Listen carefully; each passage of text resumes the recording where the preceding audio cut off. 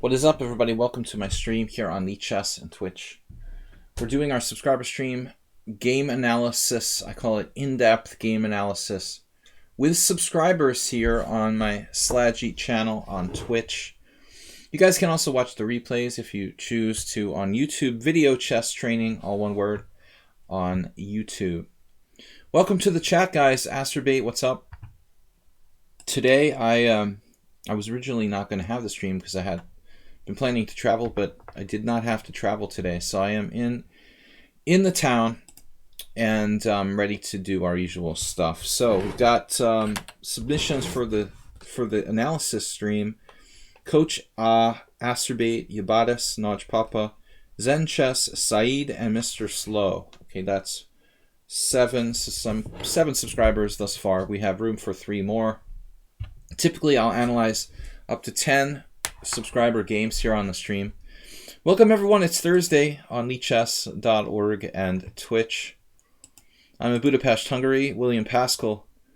Also interesting today, I registered for the first tournament. If it happens, it'll be the first tournament I will play since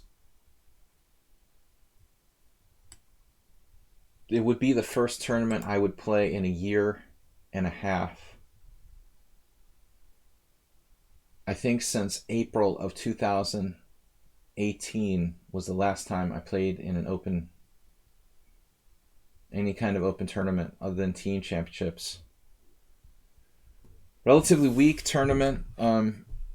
It's called the Pereni Bela Memorial. It's an open that doesn't generally attract any GMs. Just a few IMs and FMs. Here in the Hungarian capital city, Budapest, not big prizes, but something to get me back into chess. So, just telling you guys, because it will affect the stream. I might be able to do some morning streams during the tournament, but probably the evening streams will be affected. It would be from the 10th to the 18th of January, coming up in a week and a half, about a little more than a week. So we will have updates as we progress closer to the date. There will be some streams that I won't be able to do because of said tournament. Classic schedule of 1 round per day. I love living in Europe. Why did you move to Hungary? To play 1 round a day tournaments. Why else? It's not for the beautiful girls. Okay, what's up? Pydays here. New subscriber. Asterbait. Okay, we had the first submission by Coach I want to get to work because I'm usually kind of slow and spending too much time on the early games. I don't find my pace when I do these subscriber game analysis streams. I always tend to spend an hour on the first game. I want to get to work here.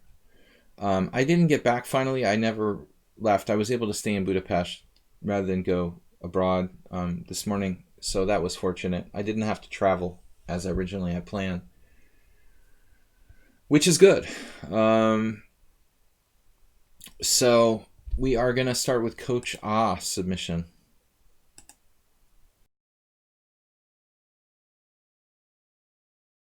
Coach, where's Coach? Coach is way back. Where the heck is Coach? It's weird. I must have missed it. Yabatis. Yeah, I must have missed it. There he is. A little nugget. Clash Kid just subscribed to Tier 1. He subscribed for 27 months.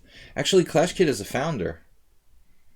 One of the few founders regular here in the chat. 27-month subscriber. Awesome.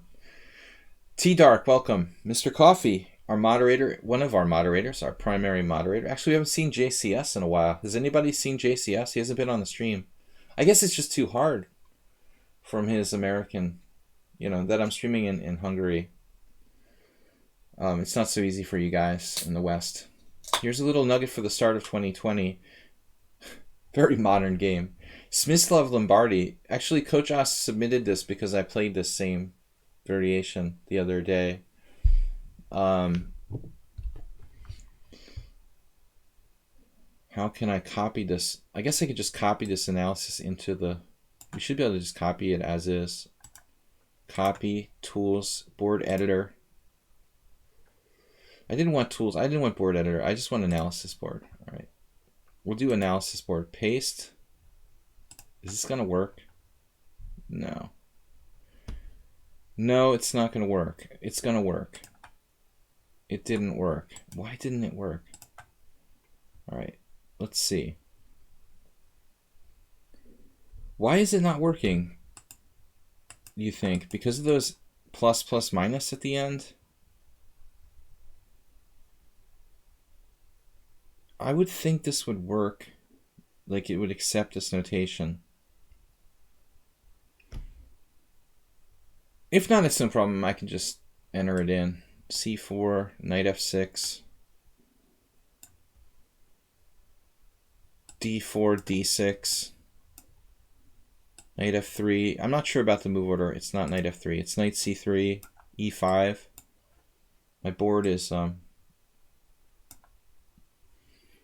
knight f3. Sorry, d takes e5, d takes... I don't think this is a good move, honestly.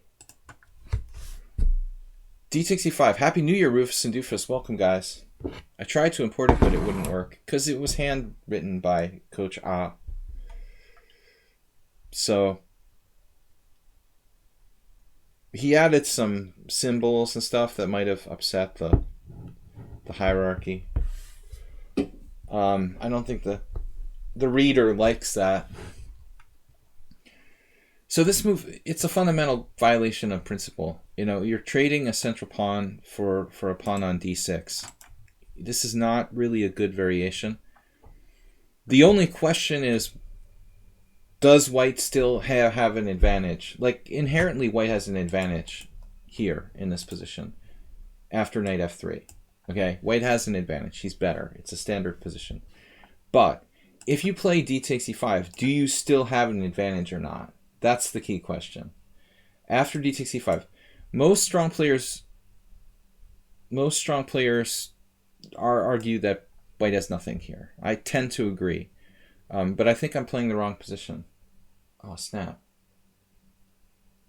We're playing the wrong position? No, this is correct. King takes, yes, and knight f3. This is the best move, the only move that really offers white anything. And now, interestingly, this opening I borrowed from, really, the influence of two people. I played this with black. You're in the list for the analysis. Yeah.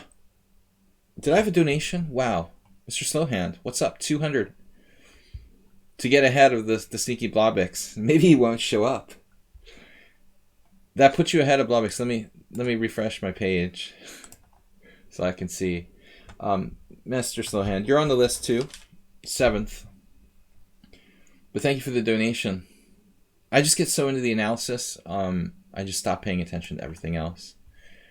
But this is called the Ukrainian variation. And I'm not really sure how it got its name, according to the Opening Explorer. Oddly, I learned it from a Ukrainian. Though he calls himself a Jew, my friend Igor Foigl was born and raised in Ukraine, and he immigrated to the United States later. Once I asked him, is he Ukrainian? He said, I'm not Ukrainian, I'm Jew. Okay, I understand. But nationality-wise, so I learned this from a Ukrainian, technically, and he was a trainer in Ukraine. I should ask him. I never see him anymore, but he would know why it's called Ukrainian variation. The other person that influenced me to play this, probably the main one, was, what's his name? Rashid Nizamedinov. Very good if you ever get the chance to buy the collection of his games that was published in English, like, I don't know, 20, 25 years ago. I don't remember which publishing house did it, but it's an interesting player. You know, everybody really should at least a little bit study the games of Nizamedinov. He was very creative and a fantastic attacking player. But he's another player who played this with black. You know, so I had the influence of Foigl and Nizamedinov, you know, two great players raised in the Soviet system. But here, I think that I've analyzed this with the engine before, and it seemed to me that it was like knight on bd7 was the move the computer prefer. Now it's changing its mind.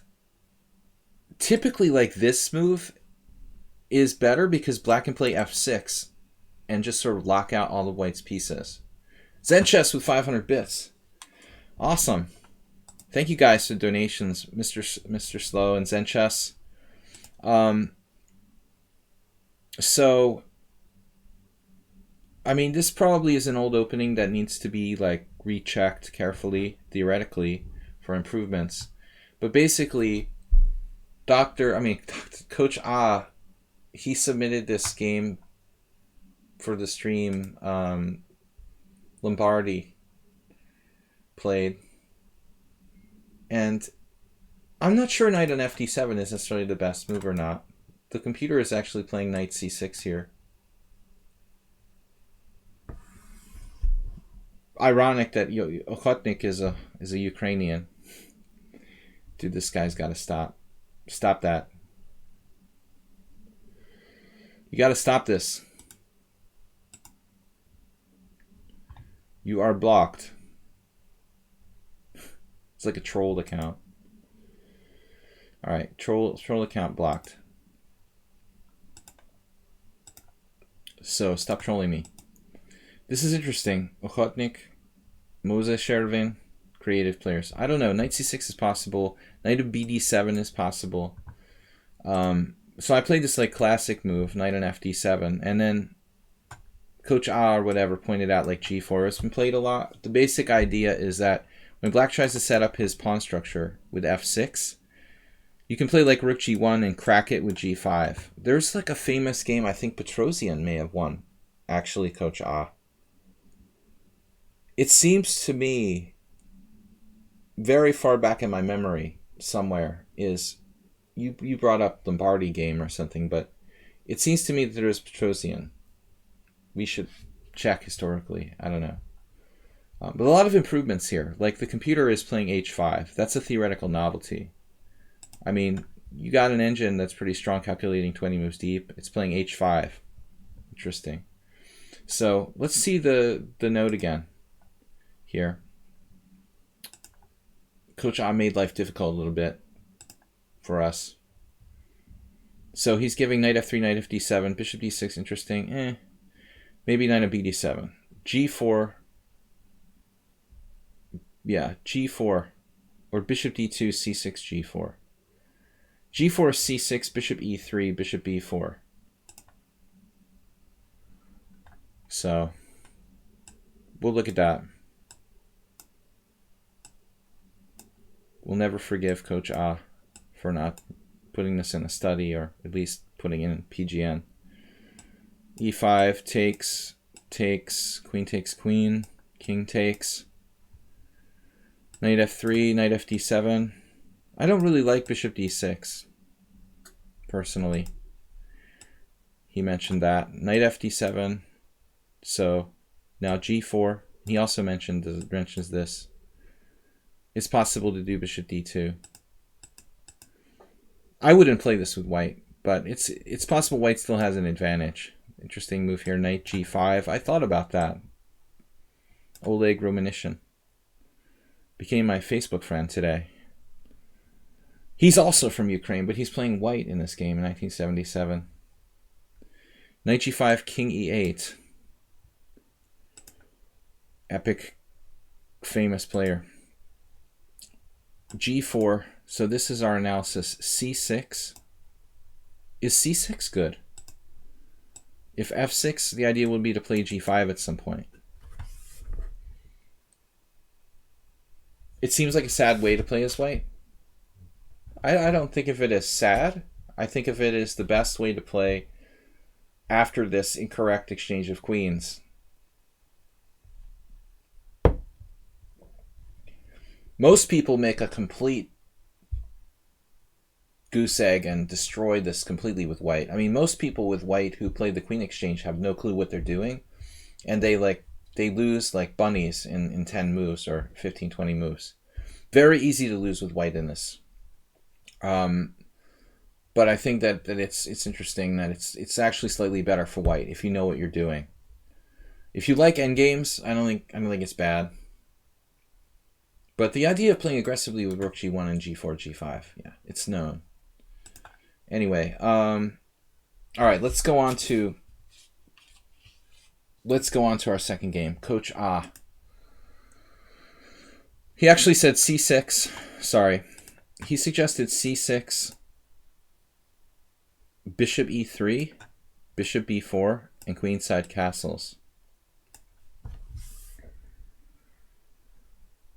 And these young ladies have copied the Lombardi game there. I'm not really that inclined to think that black's position is so bad.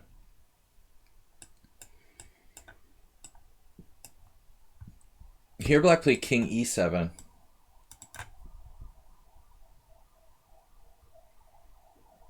For me, it's just an interesting position. I don't really know who's better here. Structure versus two bishops. I'm not that optimistic about these bishops, actually.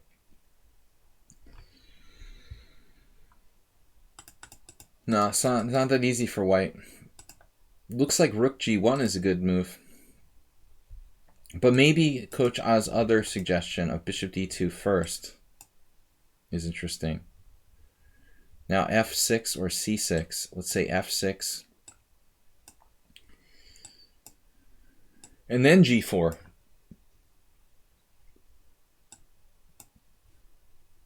This is pretty much the best white has. I've actually played this way myself with white in some blitz games, but I just don't really think white has much.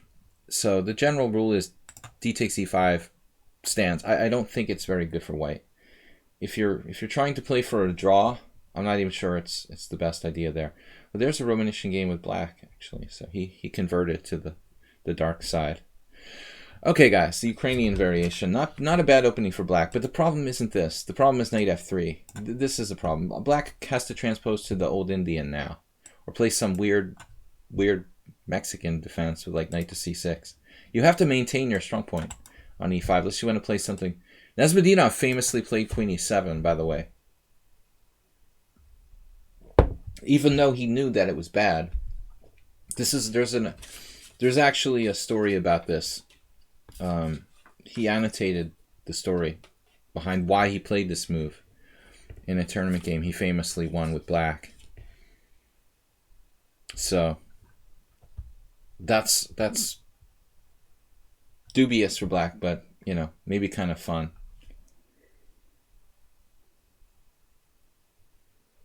No, white shouldn't play pawn takes pawn. That's my rule in this position. Again, thanks to Mr. Slowhand and Zenchess. Mr. Slowhand in first place. Blobix not in the chat today. I'm not sure he usually comes to the analysis stream or not. We never really get submissions from Blobix. Once in a while, he has been with us. So good luck, Mr. Slowhand, staying ahead of Blobix. Okay, guys. So we're going to get to a subscriber game here. Asterbate submitted something.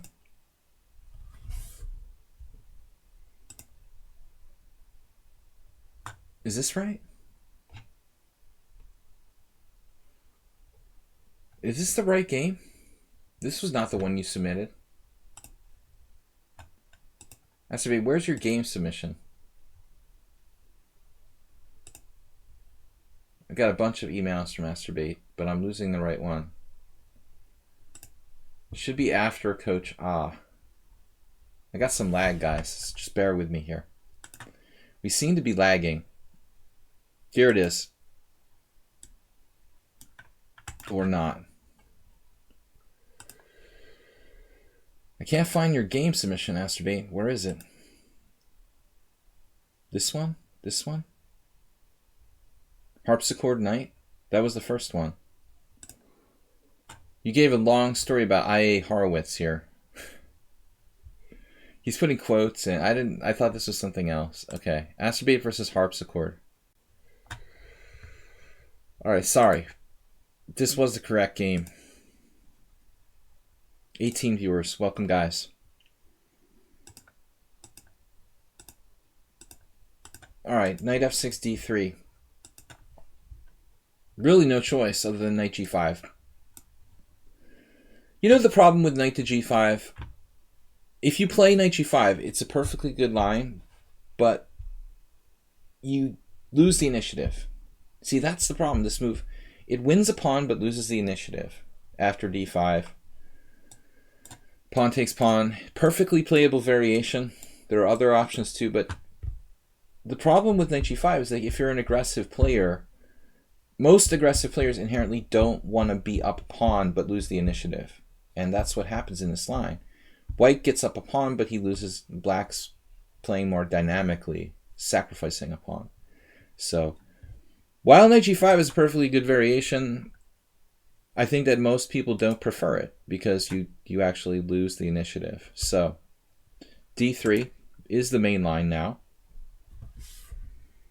Black plays bishop c5. This may be the first time somebody made it to move forward against you without playing like h6 or something. So we actually get to see Asterbate play a proper position here. c3, d6, and now T-Dark, d3 is too slow. It's all the rage, man. I mean, everybody's playing it. 2800s. This is like the hottest opening in e4, e5. The Royal Pez is like refuted, man, and you can't play anything else. You can't play anything else. This is the only way to play. Knight g5, nobody plays that. No, I mean, this is like, because the Royal Pez is refuted. No, you can't do c3 and d4 against knight f6. You can do it against bishop c5. But that's fine, you know. But still, it's nothing for white. Like, if you play c3, black plays knight f6. This is all played out. I mean, this has been analyzed out for 100 years, you know. This is fine if black doesn't know what he's doing. But you can't expect to get an advantage in the old Joko piano. It's like a 30-move variation that's a draw or something. So you have to, even here, you have to play d3. The only way to play for an advantage is d3. The idea is to play d4 later. You know, that's the secret. You play d3 now, but you play d4 later at some point. I mean, this is how all these like top players, Magnus Carlsen included, they're all playing d3, these quiet Joko piano positions. The secret is that you play d4 later, you know? They're all winning by playing d4 on like move 17 or move 21. At some point you play d4. You're just not going to reveal when. I used to think it was like harmless too, but it's not that easy for black. Bishop c5, c3. I mean, at least you keep the pieces on the board. You don't trade a lot of stuff. You keep some kind of small advantage, and there's chances for black to screw it up. It's like the Royal Pez, though. You got the Marshall. The Marshall is a problem, a huge problem for white. So you have to play the anti-Marshall. Then you end up playing like d3 in the Royal Pez. And because everyone's afraid of the Berlin defense, and they're playing like anti-Marshalls with white, you end up playing, sorry, we're not taking blitz challenges, rated blitz challenges. Oh, he challenged me casual now. Todorov changed his challenge to casual, which is nice, but I'm just not doing challenges today. Challenge me to casual tomorrow, Todor. Tomorrow I'll play you. Refusing the poor Grandmaster. Now, thanks for challenging me. I can't play now. We're just doing analysis. Hopefully Todor can play tomorrow. He's too low rated for me to accept rated challenges. But seriously, guys, cheers. The point is that if you're going to end up having to play d3 in the Royal Pez, then you might as well freaking put the bishop on c4 in the first place, where it's on a better diagonal. This is what like all 27 and 2800 players have come to basically admit, you know. You play d3 with the bishop on b5, your bishop's on b5, it's like on a stupid square. You're not going to exchange on c6, it's misplaced, it's a target for a6. It's probably better just to play the slow Joko if you're going to end up having to play d3 against the Marshall, if you're going to have to play d3 against the Berlin defense.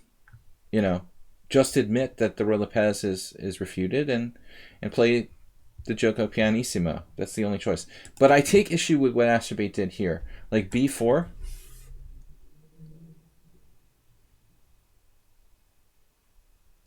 I don't really like this. I think that I prefer lines where white plays more traditionally. Whatever, it's a variation. But you have to be careful if you're going to do this b4 advance. I'm not really sure what it achieves, number one. But I know for a fact that if black is able to play d5 later on, this situation here for white is going to be a problem. So when you do this acerbate, you better make very sure that black is able to break with and open the position with d5 later on, because if he plays d5 successfully later on, this, whatever it is going to be weakened and sort of awkward. You just have this really backward pawn on d3. You've moved up all the pawns on the queen side. So if you do decide to play this way with white, you better make sure that black doesn't achieve a good d5. A4, and then the theory is mixed on this. I don't know this variation too well. I just don't know what it really achieves.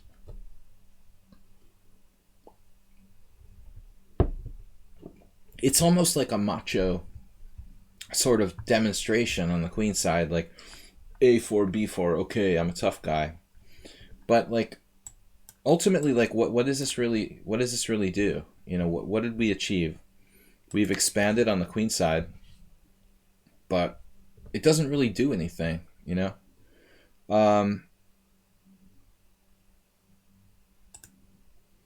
So castles, bishop g5. I'm just saying, I've seen games where white is very sorry for pushing up these pawns. If black's able to achieve d5, okay, this move might actually not be bad, bishop g5, because it's keeping in line with what I was talking about. If black's able to play d5, you're going to be very sorry that you played b4, c3, and a4. T-Dark, bishop g4. As I said, I think bishop g4 is always bad.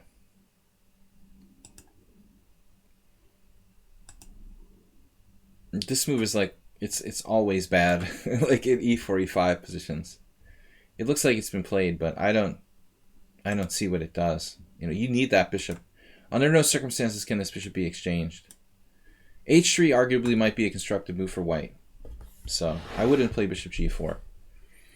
Number one, if you play h3, bishop h5, your bishop is shut down to a bad diagonal over here. This bishop is now out of play. Number two, if you exchange it, your weaknesses on the white squares. And third thing is that if you come back this diagonal, you've arguably given white a constructive move with h3. Probably I would play bishop e6 after h3 if I had to choose. Maybe bishop d7. I just don't think it has any effect. If you go here, your bishop's locked out of play for the rest of your life. If white's a strong player, that is, maybe you can bamboozle a weak player, but generally I think this piece is just misplaced on h5. It's kind of an advanced concept and maybe not that obvious, but eventually white's going to play rook e1, knight bd2, and knight f1 and knight g3, and that's it. Now your knight's going to get chased back to g6, and white's going to have things like knight h4, knight f5, or just knight takes g6. It's just not really an effective pin. Exactly, Zen chess. What Zen chess is saying. You just play knight d2, knight f1, knight g3, and the bishop ends up getting chased away. All right. So black plays classically here. Castle. Some people play bishop g5, h6 to prevent bishop g5, but I don't think that it's necessary. So this is absolutely correct by black. Bishop g5, h6, and now big moment of decision. Bishop h4, and as you can see, most people pull the trigger on g5. Morphy would have played g5 probably. He was a big fan of doing that.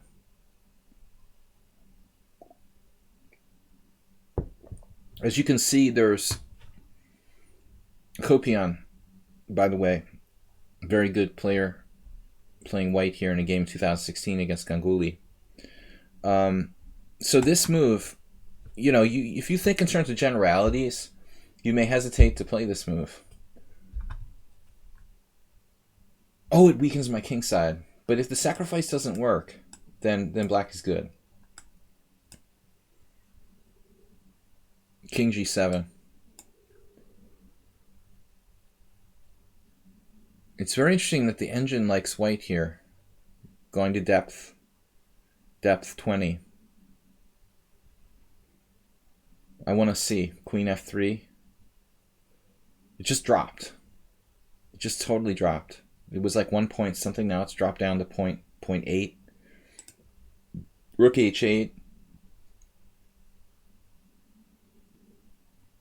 Knight a3. God knows how far. These guys have analyzed this. King g6 was played by Zyatinov, who's kind of mental. Relatively crazy player. Yeah, I don't have much faith in this, honestly, with white. So, g5 is the move. You can't really blame black for playing queen e7. If you don't have the faith in g5, queen e7 looks like kind of an okay move. But I like g5. Wow, Udasin has several games here. Udasin was masterful with bishop c4 against the Sicilian, actually. Of course he plays the white side here. Yeah, but he did not do knight takes g5. This guy, you know, Leonid, who was a challenger for the world championship, he was a candidate for the world championship. Great guy. But you don't see him playing knight takes g5. This bishop is a problem. That's the problem. The strategic bishop on g3.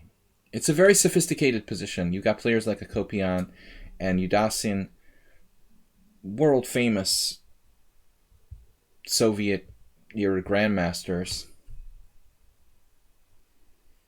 But I'm not sure really who's better here, because this bishop is so problematic for white.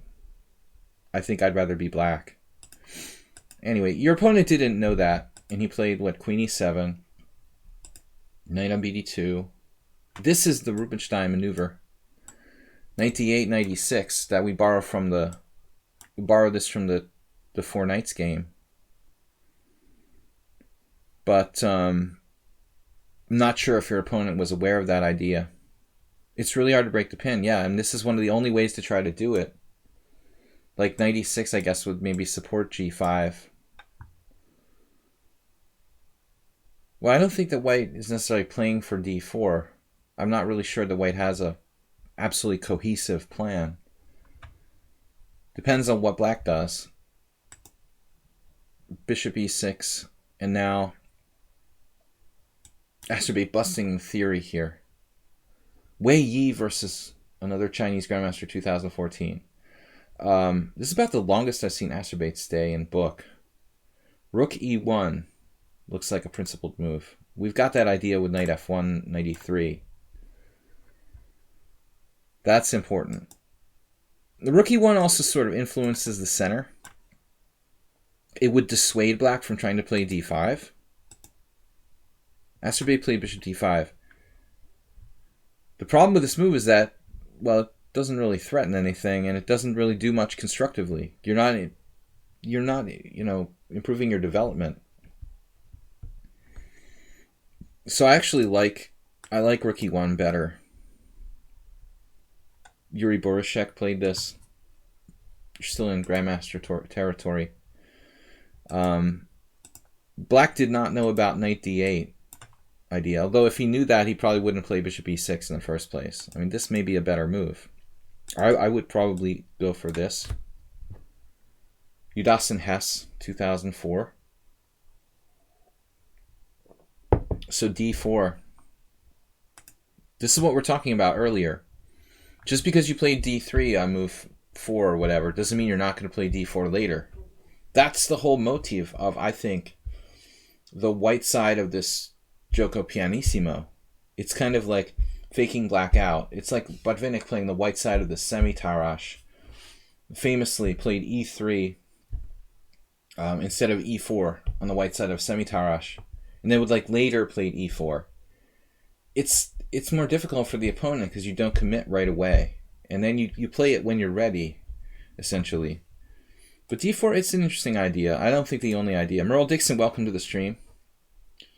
You don't understand bishop d5?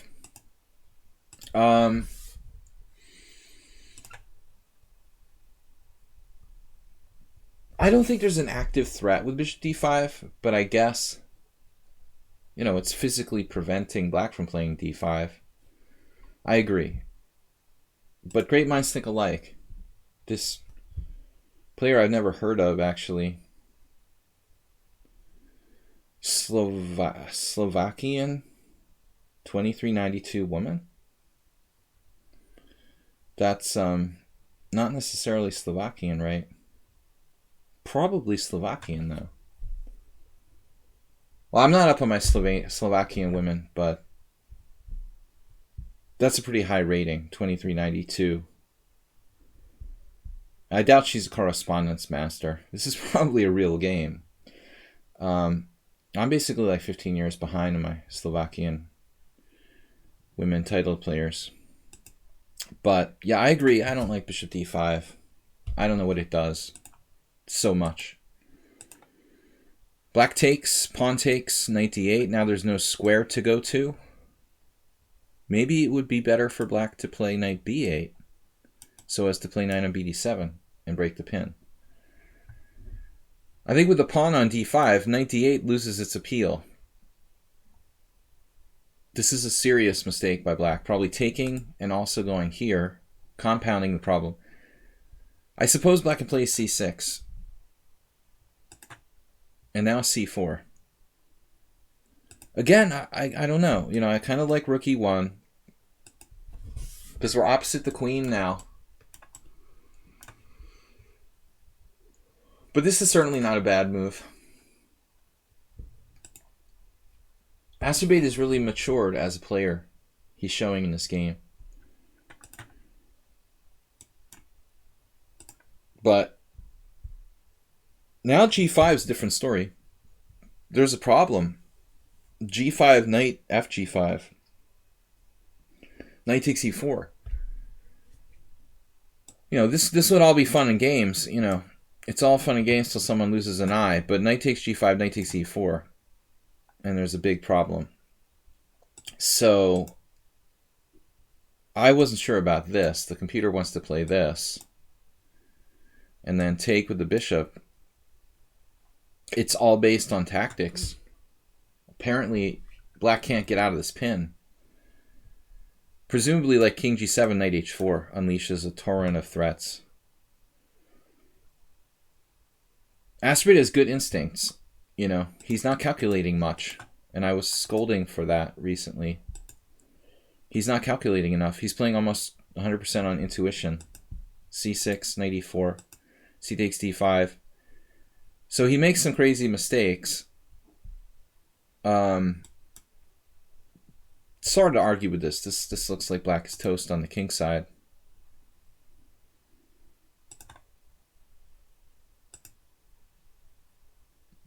Okay. Yeah, regaining the pawn, and this knight is corralled. Nice. Positional victory. Black freaks out with e4. There's so many good moves for white after e4. Queen e2, rook e1. Just terrible for black.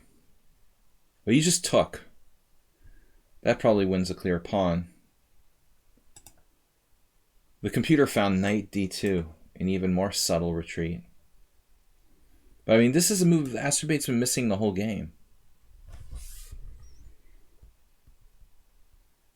Like the most fundamental move in e4, e5 openings, probably. Yeah, e4 is, but black's in a very bad way here. Probably he just has to jettison the pawn on f6, something like this. I would just give you the pawn, you know, and try to free myself a little bit. Looks like black's going to lose several pawns after like bishop d6, rook e8, bishop takes, started here. Maybe it's not that bad though, you know, but black needs to get out of this pin. Instead he plays e4. I mean, I would have just gone here. Even this move is good. You can pick, you know, your choice. Like 4 very, very strong moves. You didn't want to remove your rooks. Astrobate was secretly playing double rook odds. If you're playing double rook odds, could you castle? I guess not. So his queen gets kind of active, but this is good enough. Somewhat suspicious move by black here. I think black just decided he wanted to give up. Found the fastest possible way to lose. This pawn was clearly providing black with a sense of frustration.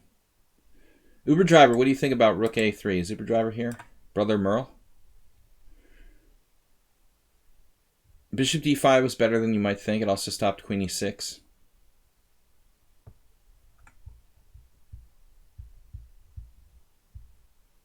Yeah, I mean, I guess if you go back to that position where Asterbate played bishop d5,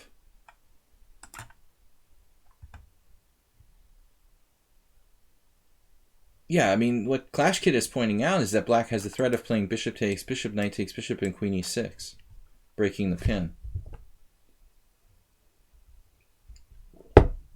It's not an entirely stupid move. And this Slovakian mistress. If I'm a master, she's a mistress, right? Bishop d5. Slovakian mistress played bishop d5.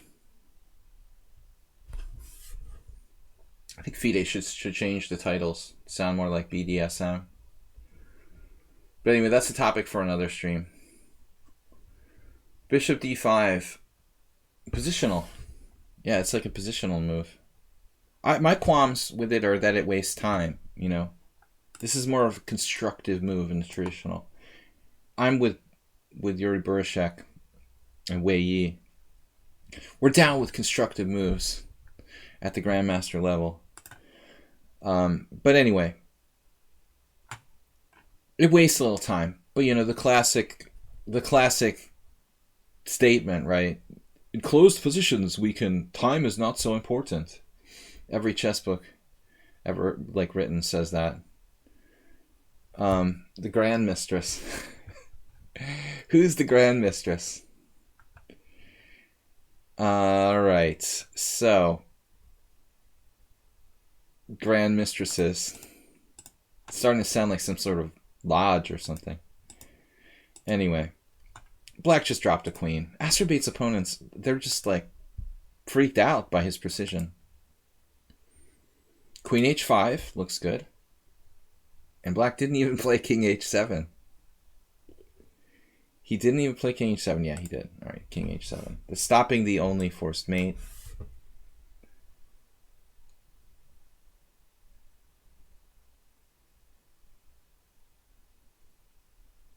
It's like he just refuses to move his rooks. Spectacular Camel, no. You're up next. He just decided to play rook odds. What about the poor rooks, man? I mean, I would have at least lifted my rook to a3 to try to get in this mating theme. You can do some sort of deceptive...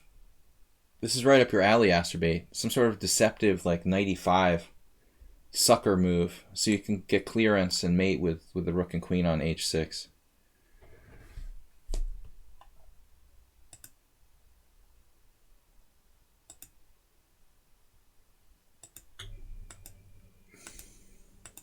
Yeah, he just really very inaccurate. You got to play rook a3 at this point. Finally moved a rook. I love how Asterbate played with the pawns this game, though. Very efficient pawn play after weakening that queenside with b4, a4. You didn't go too far. I appreciate that. Alright, guys. Clearly trivial at this point. Good game, Asterbate, though. I think you're maturing. Look at that. 2 inaccuracies only. Okay. I've got game submissions from the following subscribers to my Twitch stream. Yabadis, Naj Papa, Zen Chess, Saeed, and Mr. Slowhand. That's what we're up to. We still have room for up to 3 more subscribers.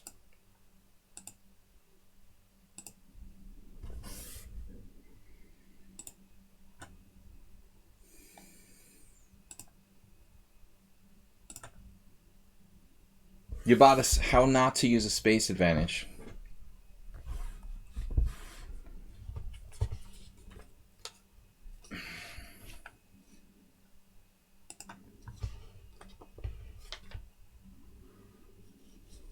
On a second.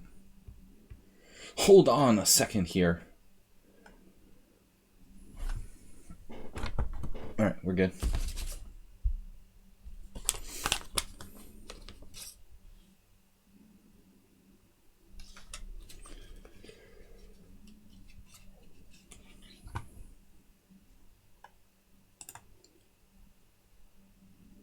Okay. Knight f3. Well, white didn't play knight c3, so it must not be Abadis's game as white.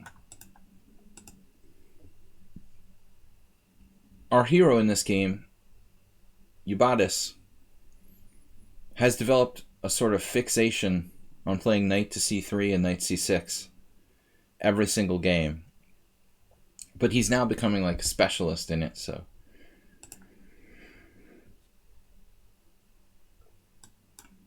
Dude, you're serious? I did the wrong game?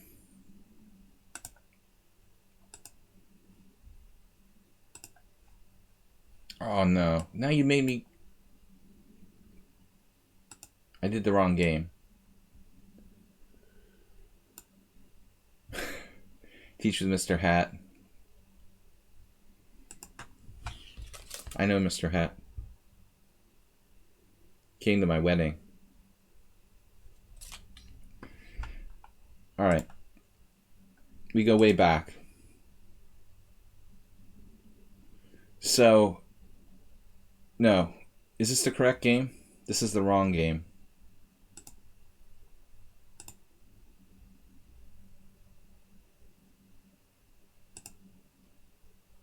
Despite popular belief, Mr. Hat is pretty cool. No, where is it? Astrobate. I mean, Abadis, whatever your name is.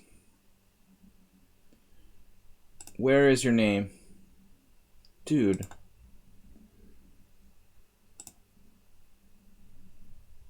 How not to use a space advantage. You just put it in the chat, though. Yeah, dude, but my chat's in a different window. You're making my life very difficult.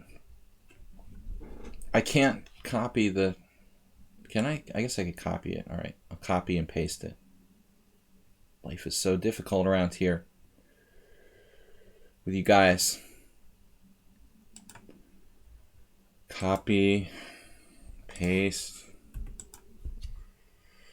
paste, paste and go. No, it didn't even work. Dude. Abadis, is there an easier way to do this? Can you just invite me to it? Can you send me a message? Can you send it to me in a message on lichess like everybody else? Try to cooperate a little bit. First world problems. I don't live in the first world anymore. Do we still live in the first world? Do I still count? Hungary's on the border? Beer or tea? It's too late for caffeine. It's after 6. You're not supposed to drink coffee after 1 o'clock in the afternoon. Say the sleep doctors.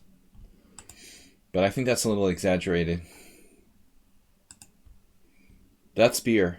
You're witnessing beer drinking. Here it is. Oops, I did it again.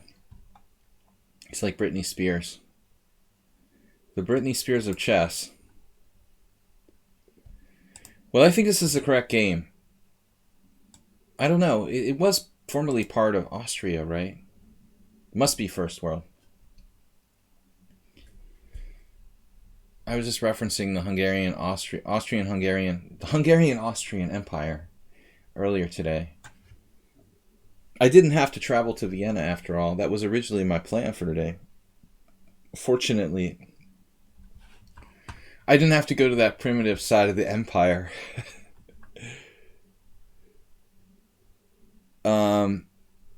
So oops, I did it again refers to his going mad. I assume there's no fans of Britney Spears. Who's Britney Spears? That's pretty old. All right. Oh, so you're actually black in this game. I can't believe that I mean, I wouldn't even know a Britney Spears song if you played one for me, but I'm a little out of date in my pop references, I realize. Remember her for that only. And wardrobe malfunctions. All right, e4, e6, d4, c5, dubious. That's kind of harsh. It was a dual monarchy. Yeah, I'm just kidding. Just a little joke with... I'm just kind of teasing. I was just kind of teasing Clash Kid. He lives on the other side of the monarchy. C5, d5, d6. Classic Franco Benoni. Acerbate, I want to call him Acerbate because our last game was Acerbates. Ubatis, when did you start playing the black side of the Franco Bologna? Franco Ravioli. What was the name of that company that made SpaghettiOs? Now I'm just all over the place. All monarchies are about fake marriages, right?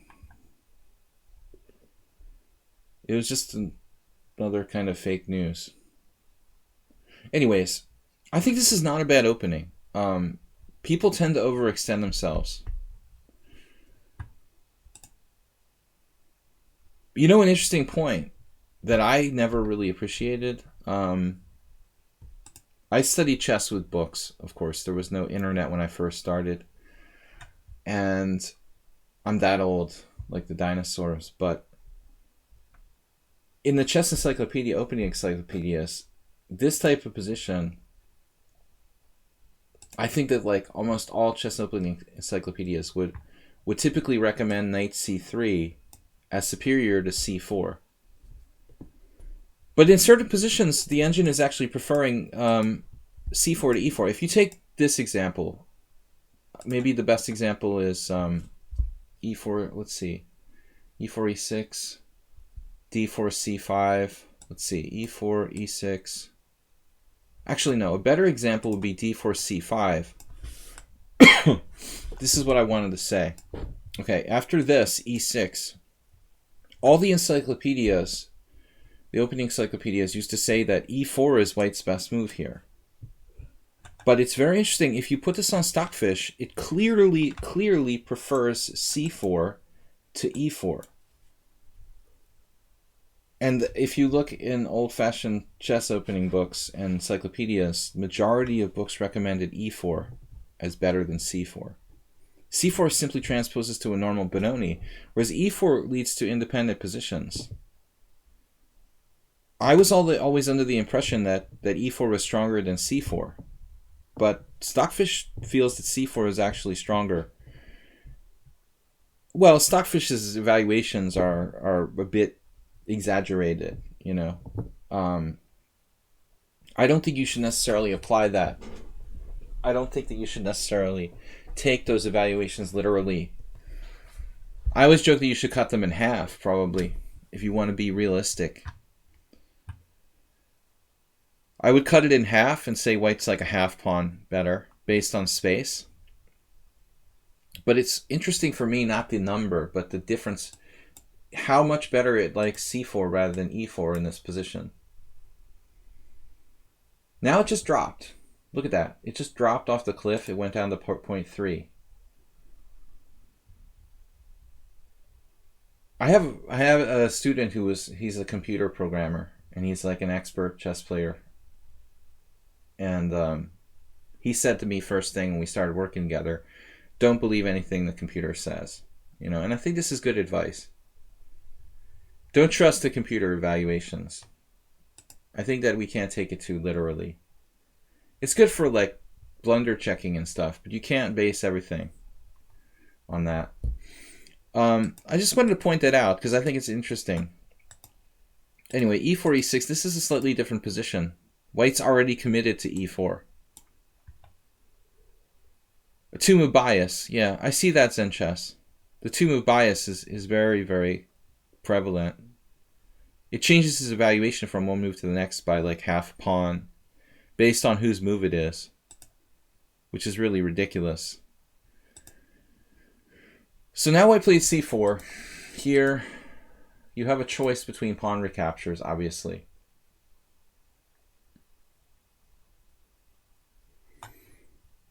This guy is a good friend of mine.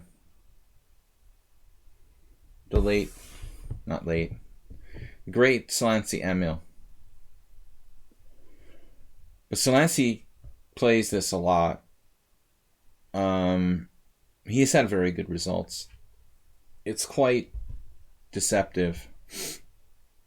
You'd think white is just better, but it's not that easy in practice. C takes d5 transposes to a Benoni. I need another beer. I'm gonna get me a beer. Who else? Anybody else want a beer? I almost poured it in my coffee. I need another beer after g5, man. Maybe I need some stronger drugs or something after that move. I don't know how many games I've lost because of g5, but I just mentioned Solansi, and he'll do g5 and Benoni's, and you know, it almost like always leads to ruin when you play g5. Only do g5 if you have to, would be my advice. This is obviously a mouse slip. The national alcoholic drink in Hungary. I would say it's probably Palinka. There's a very famous liqueur as well called Unicum. But Palinka made from plums, probably the #1 national drink. I don't think it really gets imported that much. Okay, so this is ridiculous.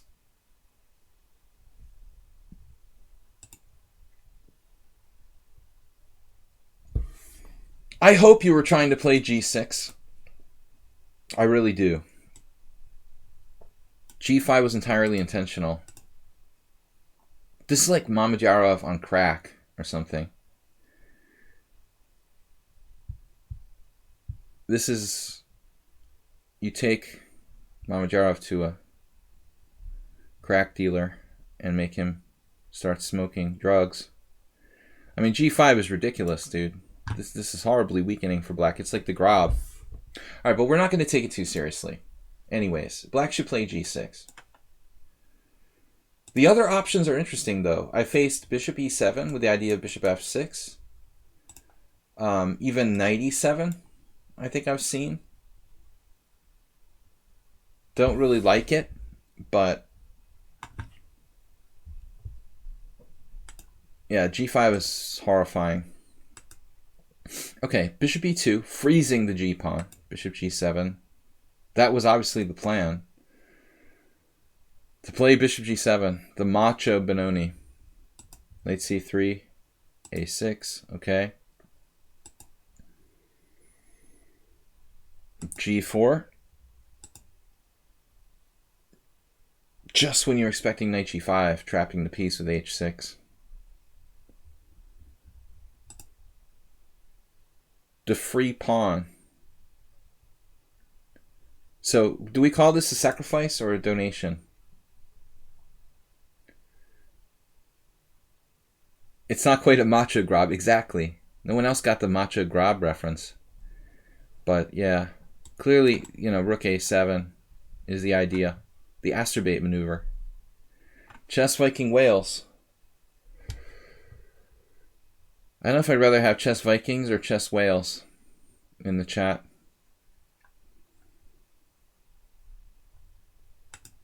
This is deep. I don't know. I'll have what he's having. You're just down a pawn for nothing. You got a little bit of play on the queen side. I think you're missing your g-pawn. You didn't want a castle. That's the best move according to the computer. All right. And white just goes for it. Wow. Consolidation is not an option.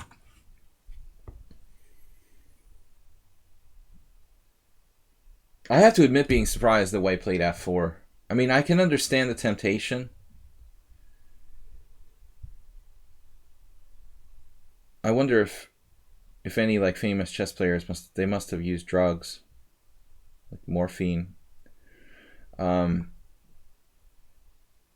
sure there's some stories about stuff like that. I'm not a big historian. King h1. You're the Benoni fan, Arsenal fan.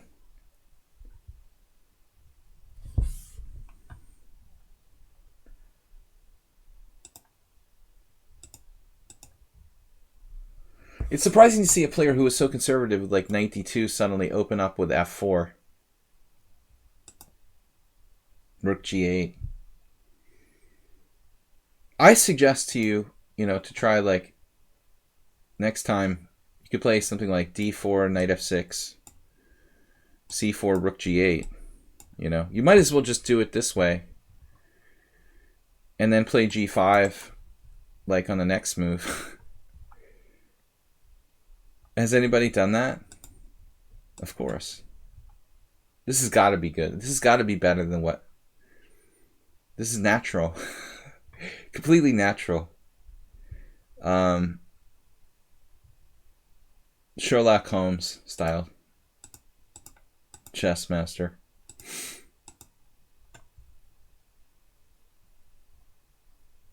Anyway, let me get back to this quote-unquote position.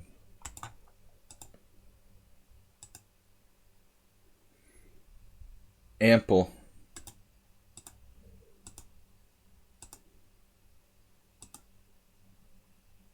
He played king h1. The good prophylaxis. Then a3. Karpov won a game. Oh, Kramnik won a game. Okay.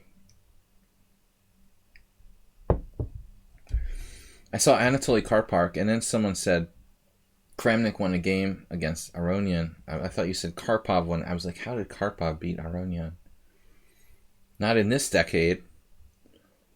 So queen f3 was a dubious move. Looks natural to me. He's still totally winning. Fishing pole.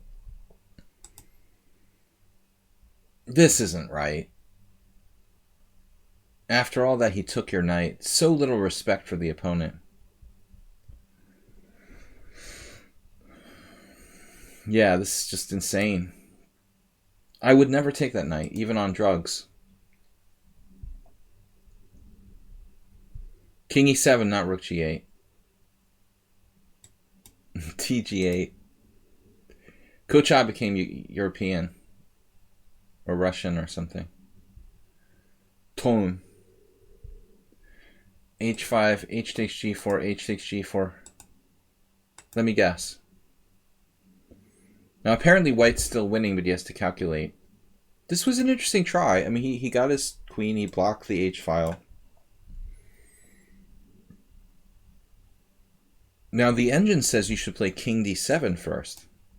Always keep in mind your king safety. Tome, right? But is that... Tome is German? I know no German. Guten Tag. Rook h8. He might have missed that. I had the feeling. I think he missed it. This is a good, entertaining game. For this time control, it was pretty horrible, though.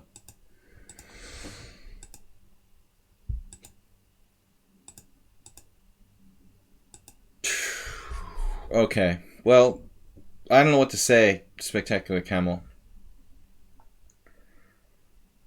We hope that you're recovering from a serious injury and the doctors put you on some very, very strong medication. That's about all I can say. But your opponent clearly disrespected you. And I can't imagine why. You know, like, at some point he was just like, whatever, this guy's a clown. I'm just going to take his knight on g4. Yeah, he might have forgotten that the rook on h8 was defended. His whole plan was to play queen h4. But ironically, he actually had a defense there. It's a little hard to spot, though. Knight f3.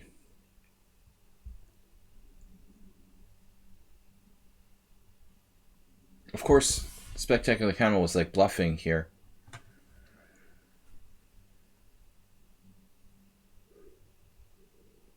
You might be able to win back the piece. I don't know, bishop c3. I don't really like trading that.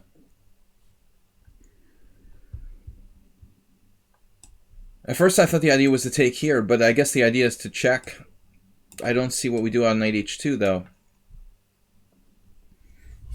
If knight e4, rook e1. It's a hell of a bishop. But white has rook a2.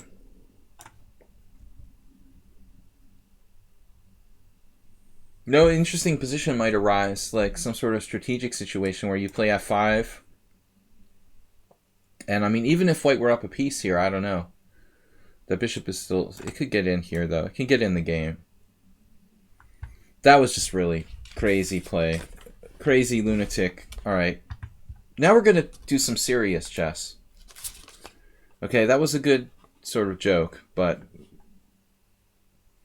We're going to play serious... Do some serious analysis now. Notch Papa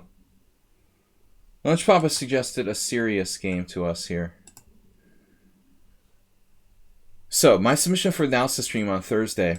Notch Papa white.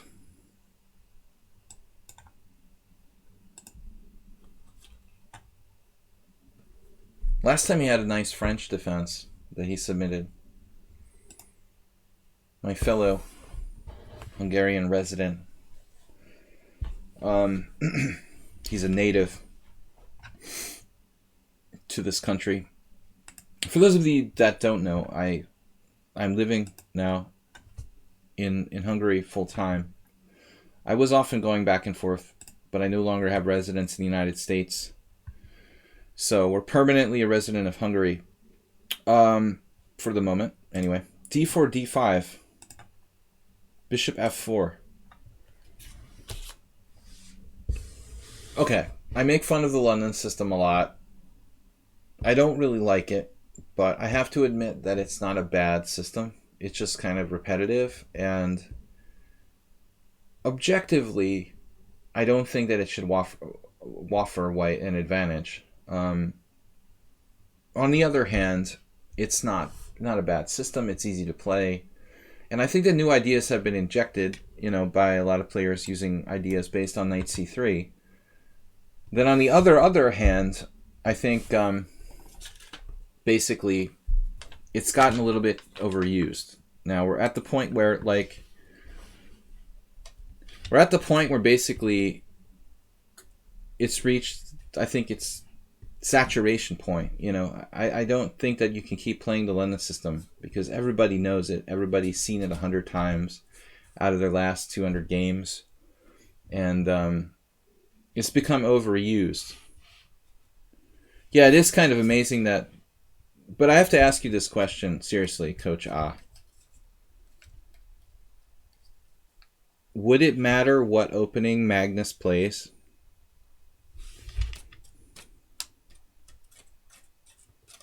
Like, he could play the Kali system, and it wouldn't really matter, It just literally doesn't matter what he plays. He's not winning because of the London system. So, I think it's overrated, but that's my spiel on the London system. Yeah, he just gets equal positions and outplays his opponents. It's a very simple system.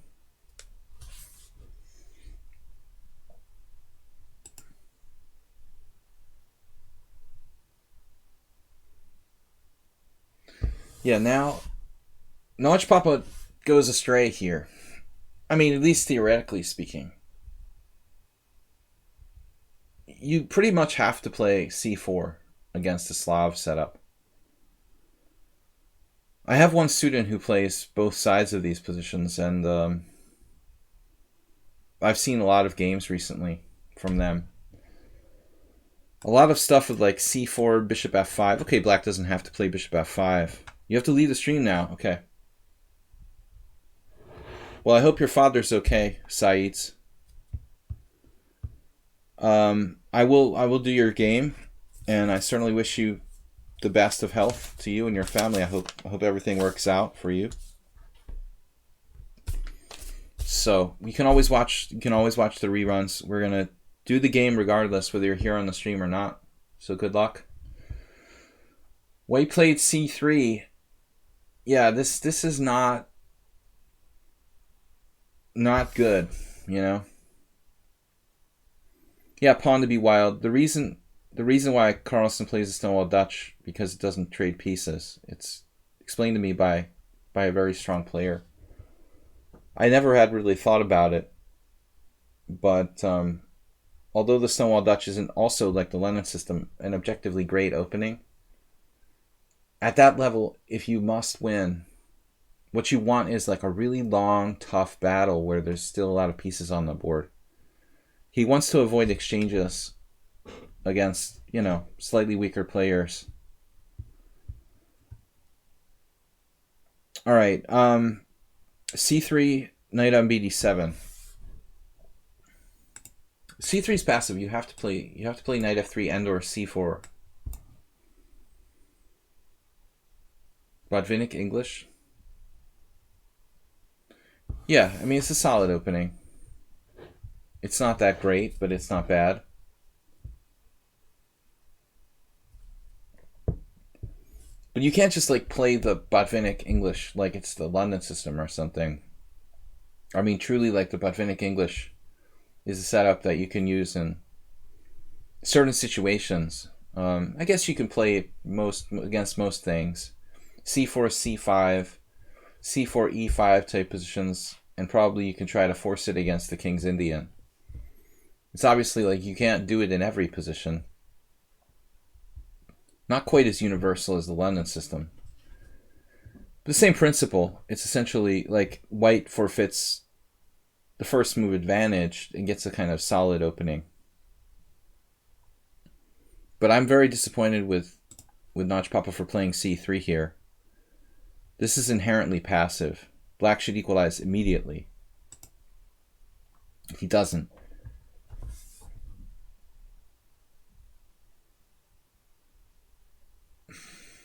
Yeah, once against Mr. Hat, I played this with white. I have to confess, it's very, very strange coincidence. One of my only London systems ever was in US Masters in like 1999. And against Mr. Hat played this, and I played I played c3 here. And he said it made him physically ill when I did this. It's not quite as bad as what Notch Papa did, though, because Notch Papa's played e3 and c3, like right off the bat, you know. My position isn't quite as gross until I play e3 and c3, but yeah, it's pretty insipid, you know. Mr. Hat was very disappointed. He tried to inject some life in the game, and he almost went too far. That was a draw. That was 20 years ago. But okay, knight f6, e3, c6. I played like the London system maybe with white like 5 games in my life. c3, knight on bd7. I mean, c3 particularly not good here with bishop f5 coming in. You know, you're not going to get to put your bishop on d3 without exchanging off the enemy's bad bishop. That's a problem. I don't like knight on bd7 a lot. Black's like a semi-Slav player who can't adapt. Now white actually has a recovering addict. London system addict. I was inspired by Rubinstein. It was one of the many systems that he used, and very convincingly. But Rubinstein never played one thing all the time. He had an arsenal of... Oh, by the way, congratulations on your new coach winning their first match, Arsenal. An arsenal of systems. You know, it's just boring to see the same thing every time. Okay, knight f3 now. Is this a problem? I would assume that you'd want to play h3 here. The computer was thinking about h4. I mean, black's setup is so passive, you might be able to do like g4.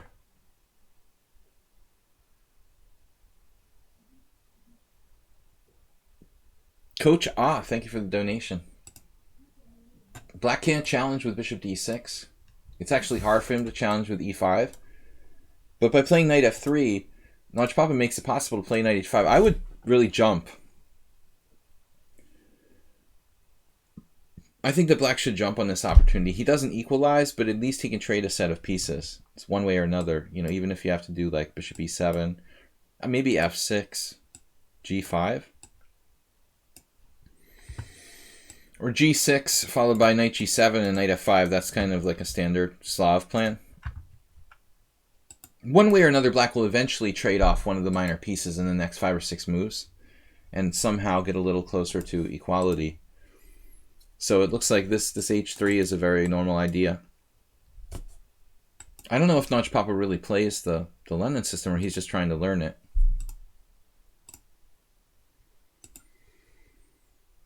Now he played h3. Fine, it was a move late. So we got some good players. Bosko Abramovich, Vladimir Gergiev, who I mated with knight and bishop versus nothing.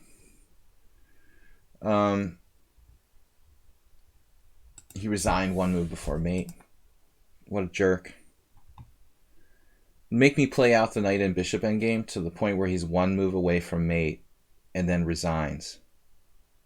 Like, are you serious? You're a grandmaster. And you did that. That's just wrong. I mean, if you're going to make me play like 35 moves of knight and bishop king, you know, endgame, you got to let me mate you. Just so dissed to like resign the move before mate. But anyway. All right, rook e8, castles, and then this is the ultimate passive defense for black. Really sickening passive defense by black. God.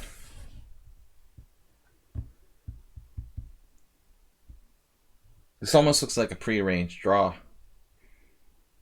Abramovich is a stronger player, but he's old. That was against Vladimir Gergiev. I was seriously pissed, dude. It's like, it took me a lot of stress and 30-something moves to bother to checkmate the guy with knight and bishop, and then he resigned. Okay, I won a nice prize and I qualified for the US Championship, so I was still happy, but it was something you really should... I think that's bad etiquette, you know. Let the player, like, you know, mate you with knight and bishop. Can I take a look at e4? Yeah, e4 is a move here.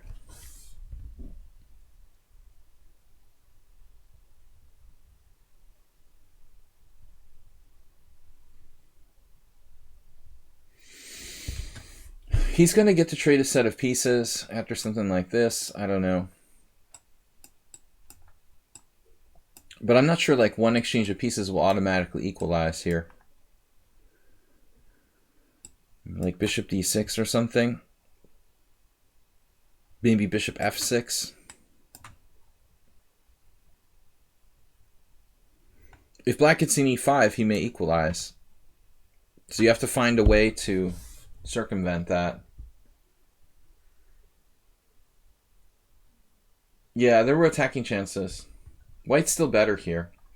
No, I think Arsenal fan, you're on the right track. I would have considered e4 strongly. And there are a lot of grandmaster draws between guys like this. I mean, they're close in rating. Maybe they weren't motivated to play.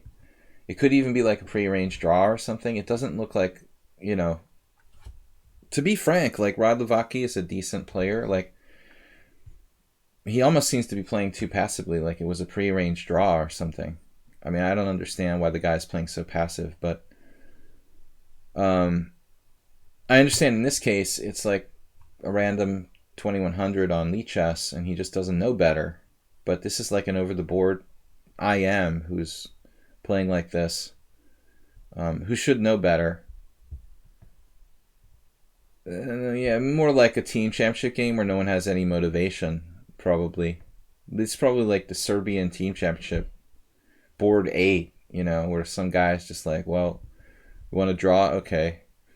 We're not playing for any money, who cares? You know, whatever. I don't know. But yeah, e4 looks like a serious attempt to pursue an advantage, you know.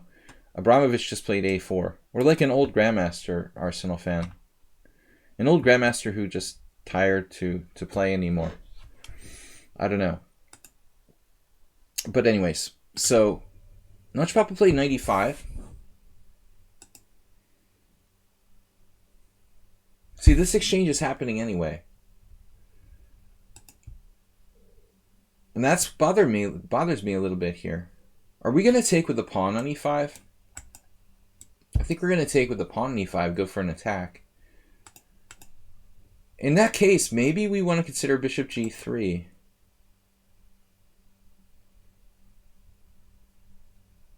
In this London type of systems, if you play bishop h2, the piece can get stuck for the rest of its natural life on like h2. I was just wondering if we might want to play something like this.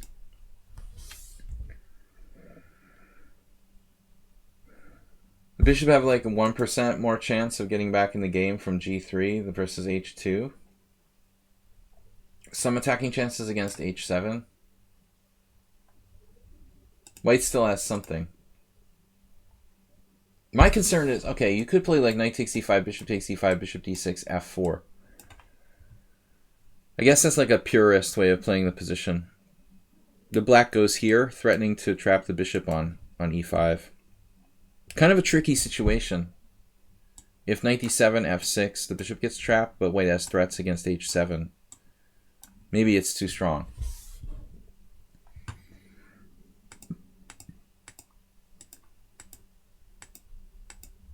It's tough for Notch Papa to decide what to do. Plays bishop h2, okay. Clearly f4 now. So there's a very bad bishop on h2, but a space advantage. Black plays a6. And I think you go for the kingside attack.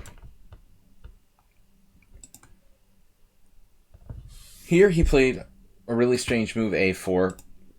I wouldn't bother to touch the queenside. General principles. Don't play any opponent's stronger side. I mean, clearly he's going to play c5, b5, whatever, you know. But he figured he might be able to slow it down. It can backfire. This could weaken your queenside. If black had time for b6, bishop b7, and he could play knight e4, he might be okay here. There's no time. Maybe white should play g5 right away. Why not g5 right away? There's a problem with the g5 pawn. No. There's only one variation that bothers me. It would be like bishop takes e5, pawn takes e5, knight e4. Black could maybe like try to sleaze his way out of this. Even this, the computer thinks is better for white. Maybe not that clear.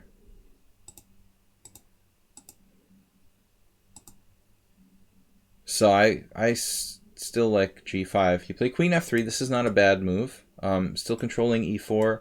You're kind of preempting bishop b7, making sure that black doesn't get to play knight e4. This is the most vital thing in this position. Because if black gets a knight on e4, it will sort of interfere with white's whole attack.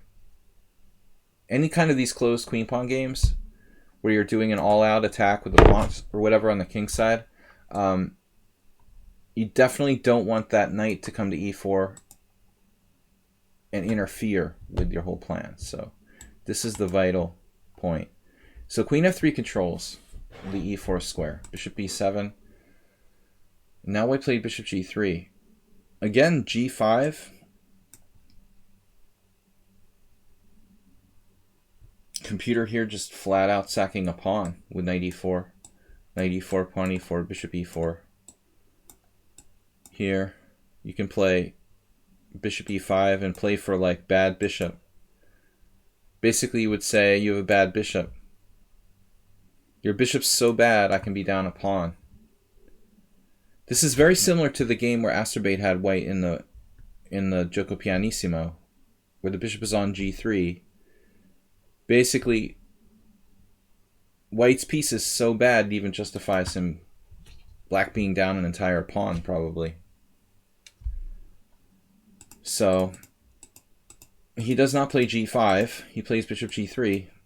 Ever so subtly improving his bishop, probably a good move. Queen c7. And now rook fc1, which is out of the question. This is essentially a stonewall attack. This rook is correctly placed along the f-file. And now Nudge Papa played rook on f to c1. A totally defensive-oriented move. I mean, if you played this move, maybe I would be like, all right, well, it's not that bad. But I don't think... I mean, the rook's in play here to some degree. I don't think you should be making a rook move. Just go with the pawns. You gotta do the kingside attack. It's a simple pawn storm. He's gonna have to sacrifice a piece, like a pawn, like we just looked at. But like in this case, it's even worse. This bishop isn't quite as bad. I mean, black can try knight e7 and try to get the knight to f5. But ultimately, you know, you have e4. I mean, black's in a really bad position. But this is horrific for white. I mean, you have a great game. You're basically geared up for a kingside pawn storm, and then you just change completely to this defensive rook move. Just totally wrong. The first bad move white's played. And now queen e2.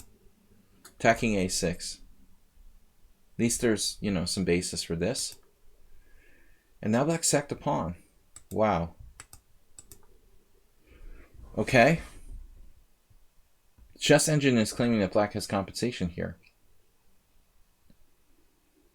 I'm not quite seeing it.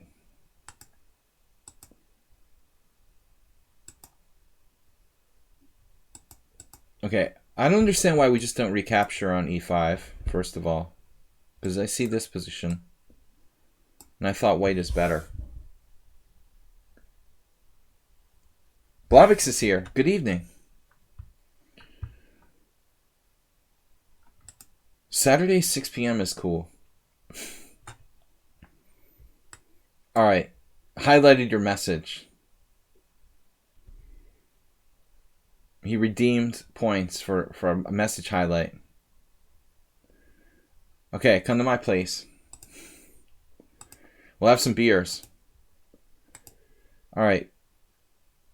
C takes d4, E takes d4. I still think that white is better here. Happy New Year, Pass Pawn 99. Wow. 1, 2, 3, 4, 5, 6, 7. 1, 2, 3, 4, 5, 6, 7, 8. The computer could say what it wants, but I still believe in white practically in this position, being a pawn up. And I'm not a materialistic player. So let's see the game. So you played bishop takes b7 here. This is not the game. It was bishop b7, queen b7, f takes e5. So you essentially reached a similar position. And now c4.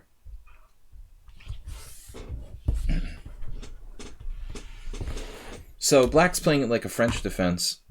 And he does have some chances. I mean, the knight will come to a very dominant square on d5. There are some issues, though. This pawn has to be protected. Has to remain protected. And white has the f-file to attack. Which means if the knight is headed for d5, he can't afford to lose the e4 pawn, but it's hard to keep your knight on d5 and keep your e4 pawn protected. In the meantime, white will generate pressure down the f-file, tying black down.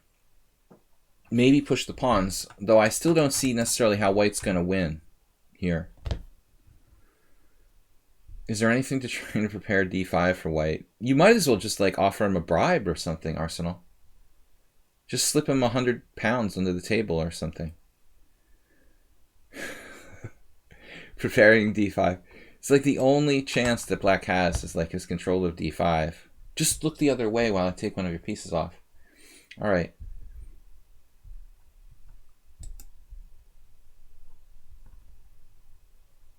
Defense, too defensive. This move feels too defensive for white. See, I think he should be doubling on the f-file. I mean, I could be wrong, and I'm wrong a lot. But I would probably have played this, you know, like rook f1. I'm sure he's concerned about losing his a pawn, and I would be to some degree too, but we might have to just jettison that to its fate eventually. Yeah, I don't know. I don't really like this. Though maybe you have something with a5 and the a-file. White's played too passively, too defensively. This goes up there with, I think this is sort of similar to the g5 move from Ubatis. F6 is a drug move.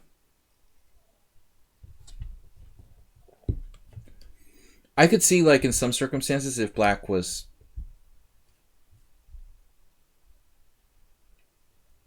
I mean, if black was, like, better developed, his rooks were on g8 and f8, and his king was on h8, or something like that. Seriously, if he's king h8, rook g8, rook f8, okay, f6, I'm attacking, you know, but this doesn't look so good, you know. Suddenly, also, this bishop becomes relevant.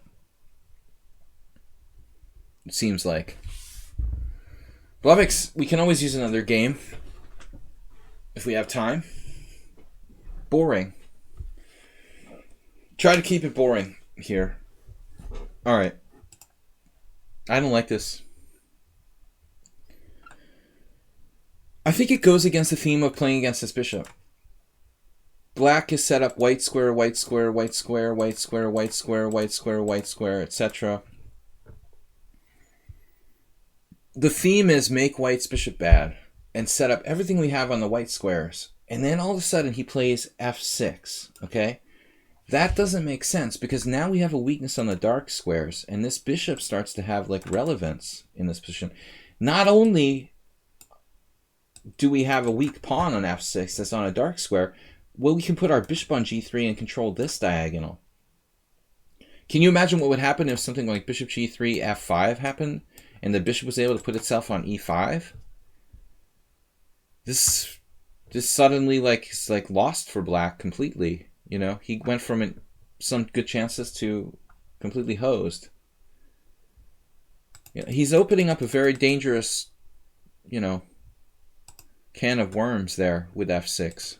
I was very surprised to see that move. And immediately, bang, you know, the bishop's look, it's here.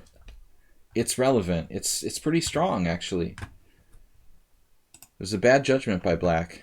King h2, you know, so Notch Papa's showing his strength really in defense. Queen g5, rook e1. That was unfortunate. We have to play rook e1. That's passive. Here maybe we have something. Do we have anything like queen g2? Can we play offensively rather than passively? Looks like f5 is going to be a problem, but is it that clear? You know, if queen g2 attacking this pawn, knight e3, queen e4 were golden. Okay, everything's great now. But let's say queen g2, f5, pawn takes pawn. Could get tactical, obviously, but pawn takes pawn, just for argument's sake, some position like this. If the king's able to come over here, and black can't use the g7 square, this knight starts to look like it's like a decoration. It's a pretty piece, but the bishop's much stronger, actually. And black could just go under. White would take over the G file and actually dominate. So there's some subtle things happening here, but I think that Narj Papa maybe, should look for an active move. Queen G2 instead of Queen F2. This is actually also his intention. Bishop H4, I missed that. I'm not sure it really necessarily does anything. Bishop F4, okay. That's good. Yeah, it wasn't so bad. But okay, he just maintains. See, the problem here, I think, with Notch Papa's play is like he's playing like he's a 1900 playing against a 2200. It feels like he's afraid of his opponent a little bit, which is normal. I'm afraid when I'm playing a 2600.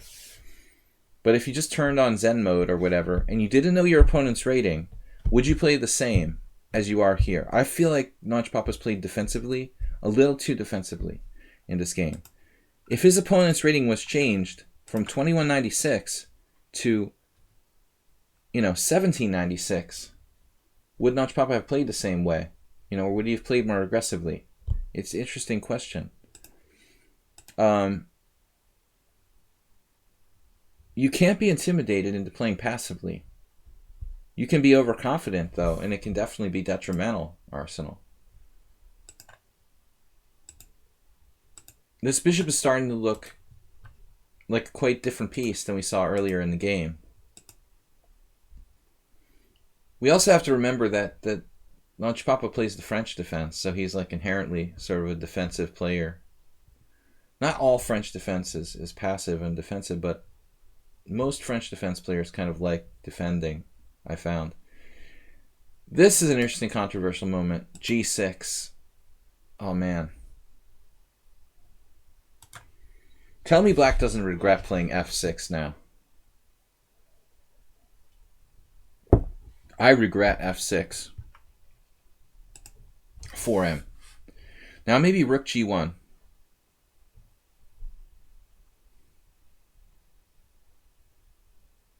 How strong is Rook G1?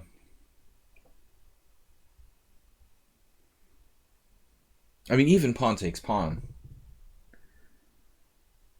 Pawn takes pawn is probably just lights out, isn't it? Oh, he does pawn takes pawn, yeah.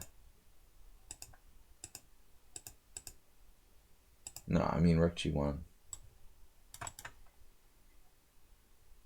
Rook G1 is fatal immediately. He was horsing around a little bit here. He won the queen. Repeated moves. Oh my god. I wonder if this is an accurate score. Anyway, it's over. Good game. Alright, not bad, but there's a lot of points there. Blobix added a game. French opening. Blobix, what's up?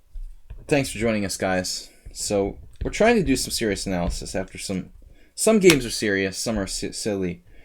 I've got a game from Saeed, Mr. Slowhand, and we're saving all the serious games for last. So, we've still got 45 minutes left. Saeed, Slowhand, and Blobix.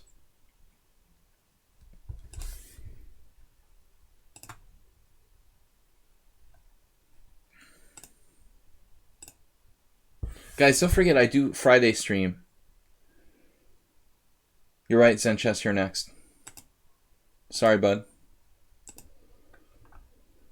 Zen Chess, I skipped you on the list. It's good you were here. I would have forgotten you completely.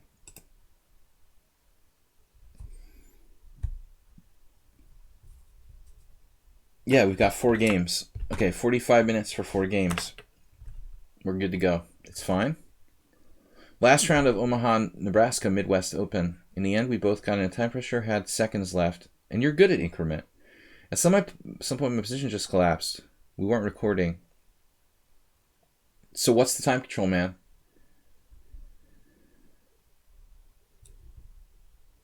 You have increment or delay?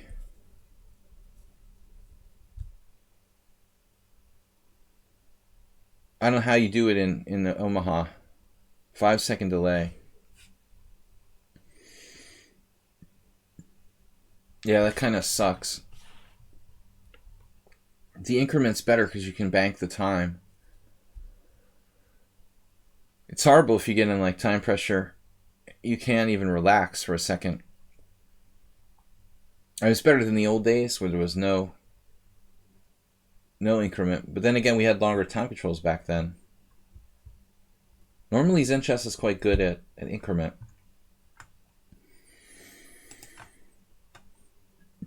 So you're white.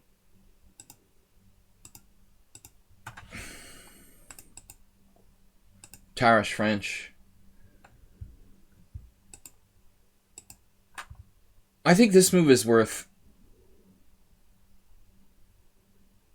well, I mean, you have to ask Mr. Coffee. He's a tournament director.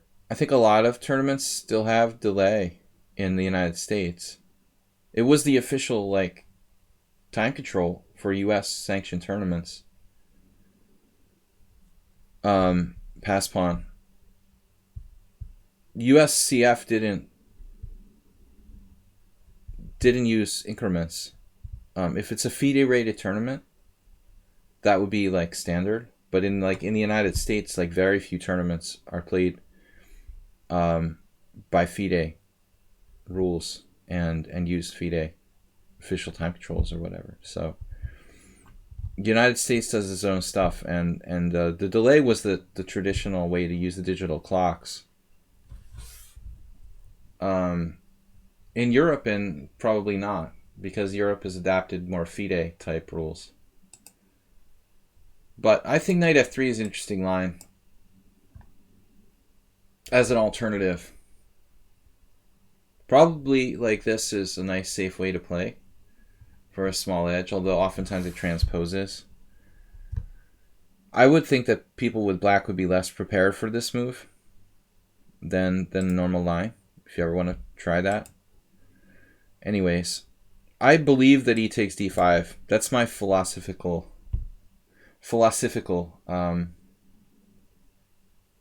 belief, that this is probably black's best. But it's obviously up for debate. I mean, that's coming from a Sicilian player.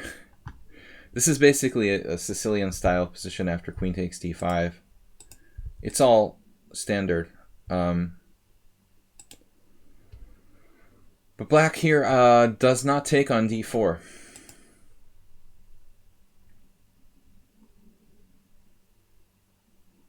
I haven't played this enough with white. I never played the Tarash in a tournament game. I played a little bit in Blitz here on the stream. And I've seen a lot of games, but obviously knight f6 is rare. Probably because of the move that you played.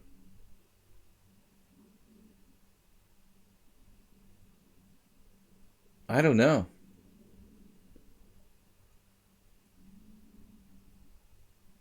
It's hard to believe that knight f6 is a bad move.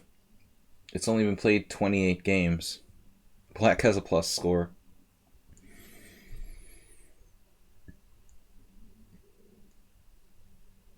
Extremely principled looking move. Queen h5 is absurd, in my opinion.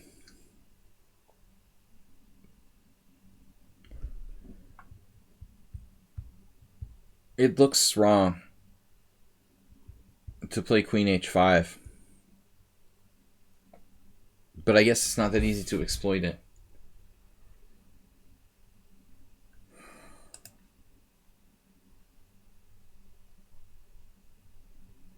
I guess we have to give some thought to bishop b5 check as an alternative. No, I don't think that c4 is a good move, man.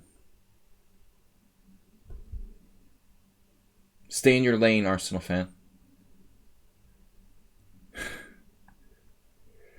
I don't think that c4 is good in this situation because you're blocking your bishop and your knight doesn't have a square. These pieces are kind of maybe using that square. C4 is something that would be very strong with a knight like on c3 behind it or something.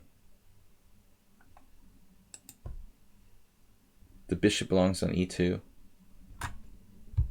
Like, why are you arbitrarily saying that? There's a lot of squares where this bishop can go. Like, we don't really know where it belongs in this position. It's kind of more aggressive on d3 in general, and c4 gains a tempo. So vast majority of players have played bishop c4. I don't know if our hero here, Zen Chess, has ever faced knight f6 before. Kind of rare move. So, not surprisingly, my instincts were right. You know, the queen h5 is wrong. I wasn't sure why it's wrong. It just feels wrong. It doesn't look that easy to punish it. Maybe you have knight f1? I didn't see the game yet, but I'm just wondering if this is actually a thing. To try to play like knight f1, attacking the queen.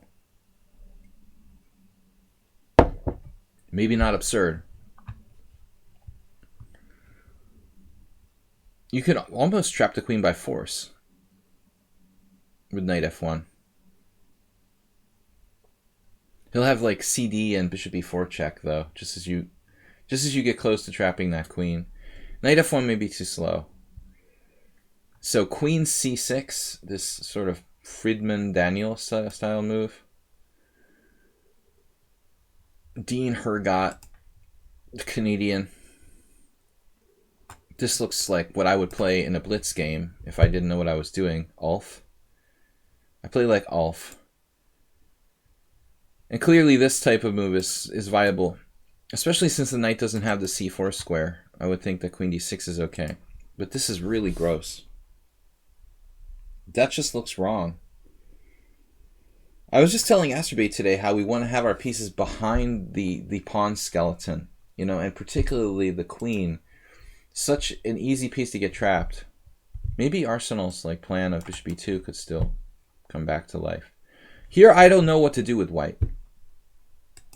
Maybe we don't do anything fancy. Maybe we just like trade his queen and have an open d-file and a better endgame with white. Maybe you should just castle and pawn takes pawn, knight takes pawn, queen takes d1, rook takes d1, slight advantage to white. He's probably going to play bishop d6 and zone on h2, zone in on h2.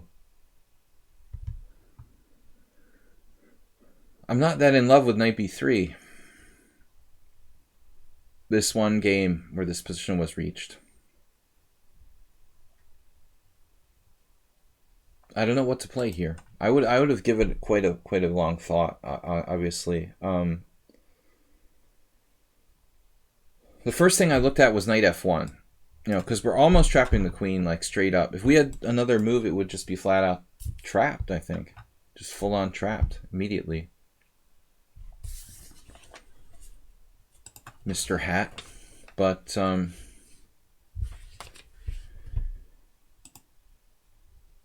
it just doesn't look like we have time to make this work. CD, if we do knight g3, the queen is free again. That's the problem. There's no time. The Oracle says castles.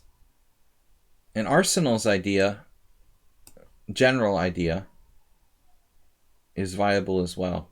To try to attack the queen with bishop e2, bishop f3. I mean, obviously Arsenal was talking about the position before. You know, now that the queen is on h5, of course it's more logical to go bishop e2. Well, we're not going to get to exchange queens unless black wants to allow it, you know. So we castle. I mean, black doesn't have to play pawn takes pawn. I'm just saying, hypothetically, like this endgame would be very good for white, in my opinion. Although it doesn't look like much, this is kind of a standard Tarrasch endgame. If you play a specialist in endgames, this sort of position, like, it's not going to be a lot of fun for black. White has this queenside majority, and he kind of tortures black. Actually, in this case, again, Arsenal's right, because the bishop should go to the long diagonal here and focus on black's queenside. That can be very nasty if white has like a bishop on f3, for example, in this position. But I don't know. So let's see what Zen did. Knight b3. That was actually Stockfish's move. I'm biased against putting my knight on b3.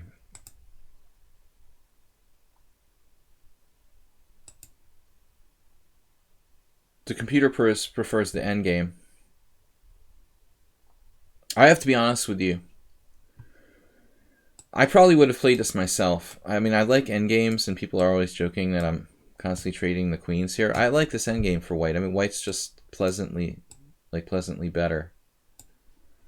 Let's say a6, bishop e2, maybe bishop e2, bishop f3.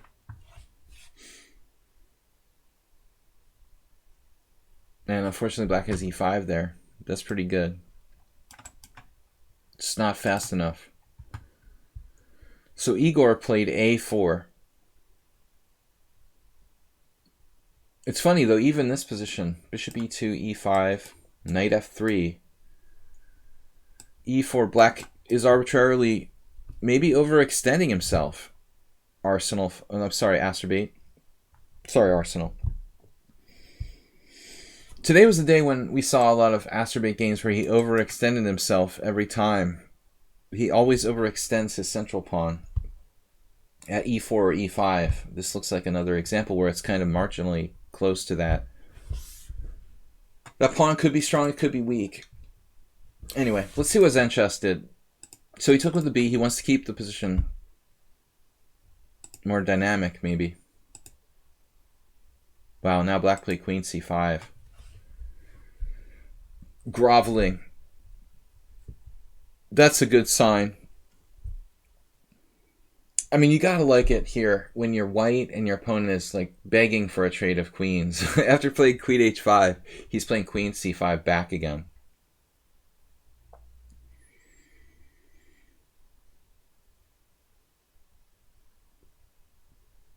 He couldn't play bishop b5 check. Sorry, bishop c5 because of bishop b5 check. Bishop d7, take, and g7. I mean, obviously you'd rather develop, but this is just a problem. You could Karpov. You could Karpov. Look, I just Karpoved. It's a verb. Karpark. Anatoly Karpark is in the house.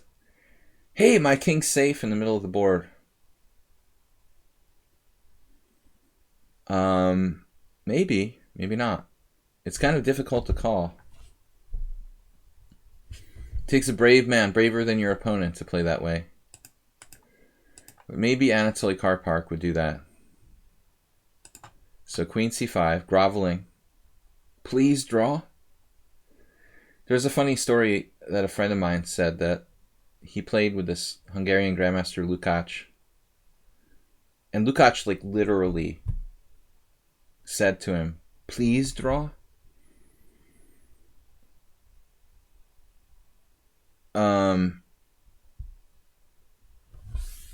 But no, he played for a win. I'm sorry, man. Not today. Wow. I like the endgame. Again, I have to say, any kind of tower rushing game like this where you just have a sweet queenside majority, the bishop's blocked in on c8, you know, like the engine's saying, like bishop e3. I don't know how Zenchess likes his endgames, but this is a really kind of unpleasant, torturous sort of endgame for black. You actually played the exact move that was played in this random game here in Hungary, of all places. But queen c5. Yeah, I mean, like the engine's suggesting queen h4. It's kind of a hard move to play. I mean, it looks aggressive, but honestly, like white's pieces, they don't look that well coordinated, honestly. I don't know what I would have done. I mean, I know I wouldn't trade on c5, helping his development. Maybe I would have played bishop e3 if it was my game. I think I would probably do that. But, yeah, his opponent is literally begging for a draw. And, you know, I don't think that white should fear this endgame. So maybe Zenchess a little stubborn. I mean, queen d3 is probably not a bad move. There is a chance, though, that black will get rook d8. He's got more tempi on the black queen. Dude, leave me alone. Okay, now I'm playing queen e2.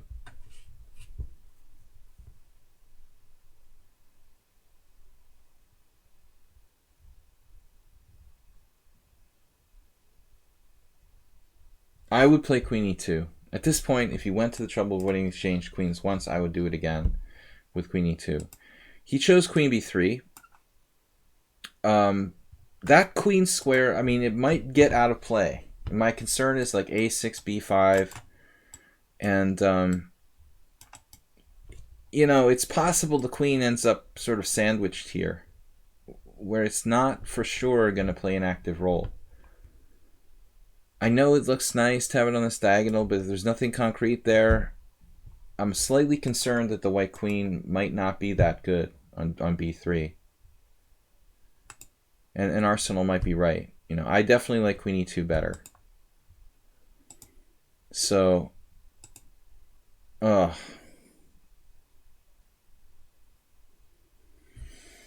this I didn't even think about, of course.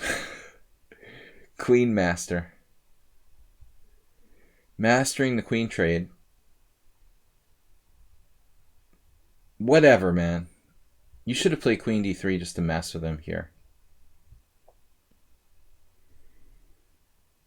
You probably could play queen d3 again. I don't think he can take this pawn on b2. I mean, that's extremely dangerous. This would mess with his mind. If you played queen d3 now, and then queen d6, and then queen e2, and like correct your mistake. I think that's what you should do.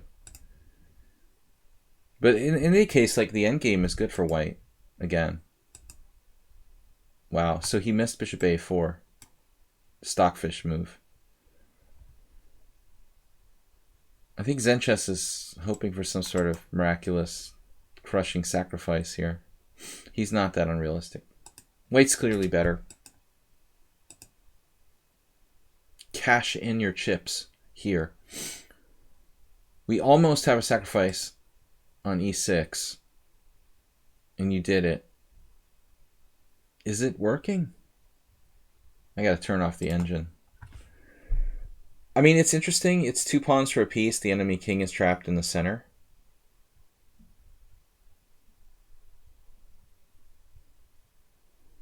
Even Arsenal fan might not have done this. But I don't know. He's got to play queen e7. And his development is totally retarded. There's no forced win. But you've got like rook e1 coming. I mean, actually, after the sacrifice, he has to play queen e7. And basically the point would be, you got this coming no matter what, don't you?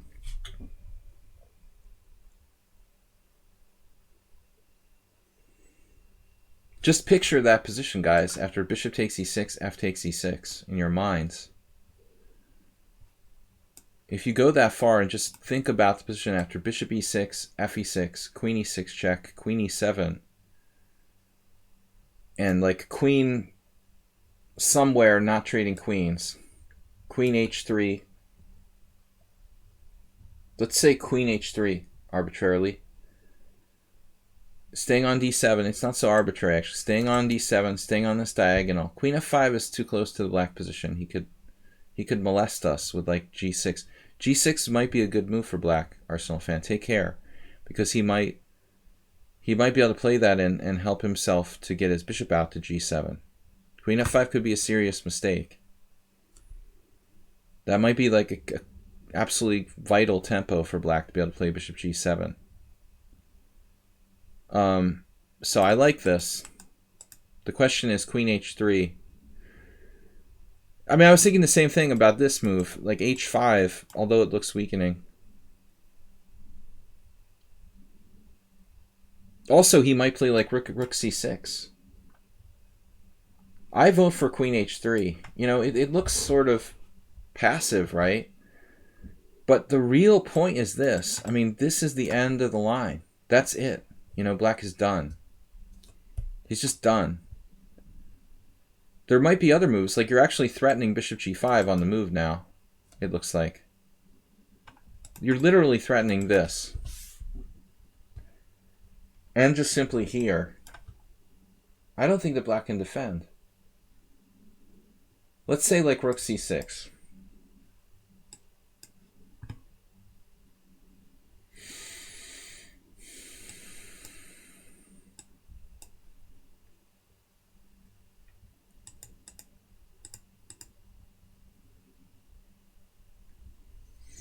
I don't know. I don't see a defense for black. Why not check, play bishop e7? The d7's hanging. The queen is on b4. This is just mate. Well, it just wins. It wins material. Black will survive a few more moves at bishop e7. No, this is forced. The question is where to put the queen. It looks like h3. Because g4 and f5, they're too close, and they're liable to get attacked by stuff. But it looks like you got the same threats. So I'm voting for queen h3.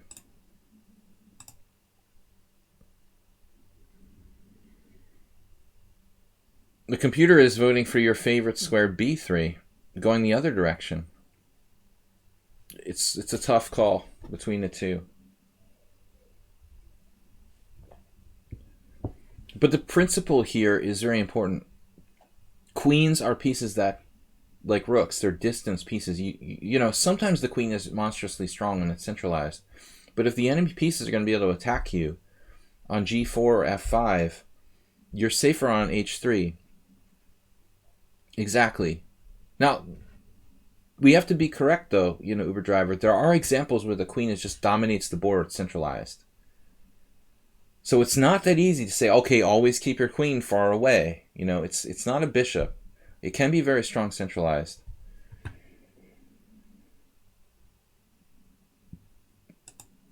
You play queen g4. It's also a strong move, but might give black some slightly better chances. This is what I was afraid of. The other thing is that on h3, rook h6 isn't possible. But here he has rook g6. And Zenchess definitely should have thought about this when he chose a square for his queen. I was happy with the fact that the bishop maintained the h6 square. This looks like a serious defensive resource for black. It may not be enough. We have to look at knight e5, no? Knight e5, queen h5 check. It's the problem.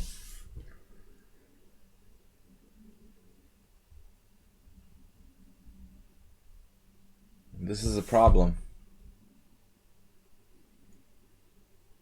Zenchess had a winning position, but he just didn't quite take time to calculate black's defenses enough.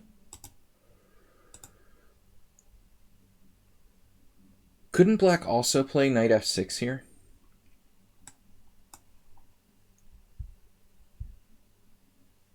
Maybe not. Yeah, you lose there. You just take. You either win a rook for a queen or there's mate on d7. Yeah, this doesn't work. So he has to play knight e5. So bishop e7 still gives way to a nice ending. A nice endgame. What? Holmes, you're down a piece here. That's not a happy ending. No. You don't have any rook d8. This is just, that's 2 pieces down. He can take on e7.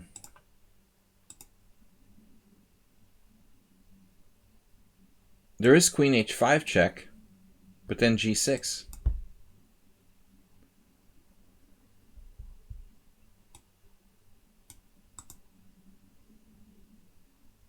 Maybe there's something here, though. Queen h4?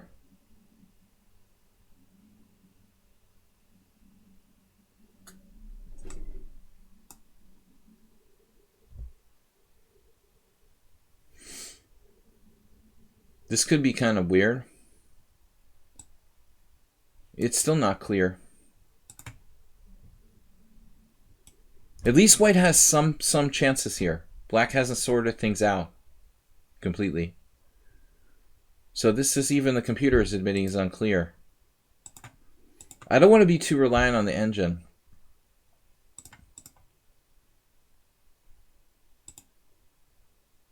No, but apparently Zen Chess's move is winning. Wow, Queen F5.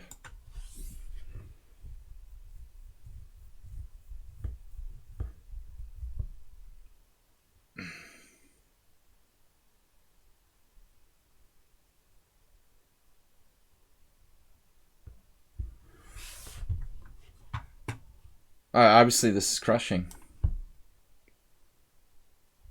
So G6. Do you have some sort of sick move like Rook D8? G6, Rook D8 check. Queen D8, Queen E5 check. Oh, that's just evil, right?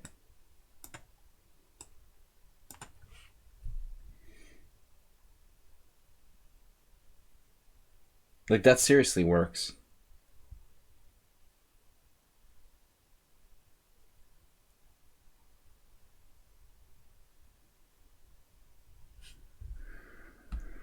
I think that just wins. The point is, like, Queen D8, Queen E5 check, and everything falls with check.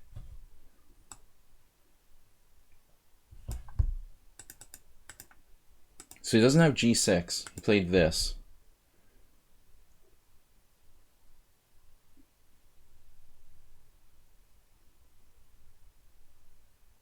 I mean, okay.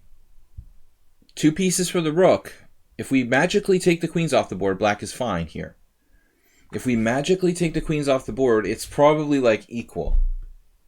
Seriously.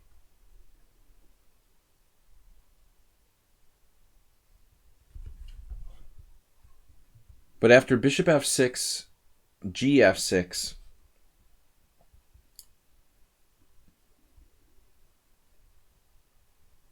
we have to be careful about playing f4.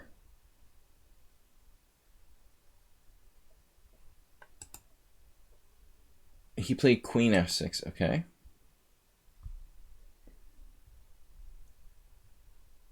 Almost time to go, guys. We got Mr. Slowhand and Blobik, so I'm going to speed this up. It was such an interesting position. Does Zen Chess miss something stronger here? Still want to do like Rook D8 check. Not in this position.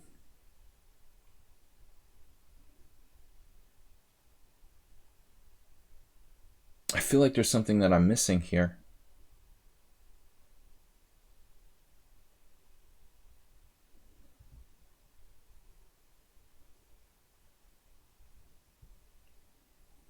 You don't want to trade queens, obviously. You also don't want black to get developed.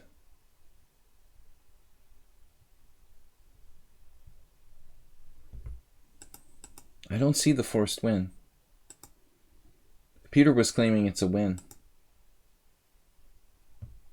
What'd you do, just take the material?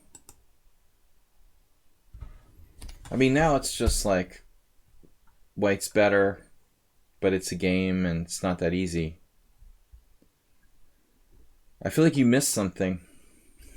I just didn't see what it was.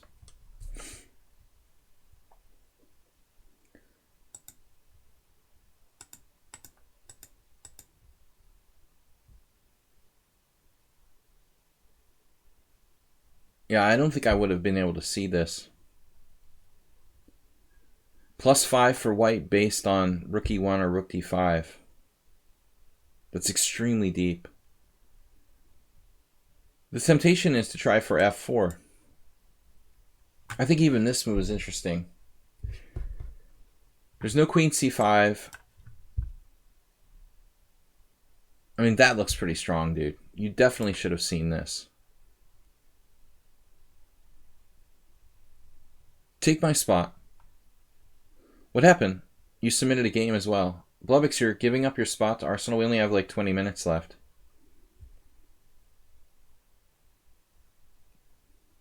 Don't fight over it. Mr. Slowhand retook the lead? Wait a minute. Blobix was in the lead. Mr. Slowhand snuck back in first place. Did I miss that? Blobix is not going to be happy.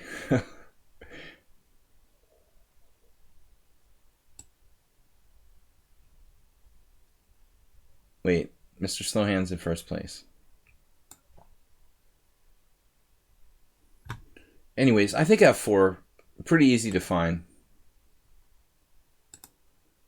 Queen B7 check, Bishop E7, and Queen D5 check, King G6. So you went on to a long time script. Whatever, you played a long way and you ended up losing the game. Yeah, it's kind of murky here. You're winning, but it's not easy. The computer's assessment of +5 is not easy to realize. Don't take that too seriously, you know. That's a 20-move evaluation. And I think oftentimes its evaluations are I have some clubs that I play for in Hungary. Yeah.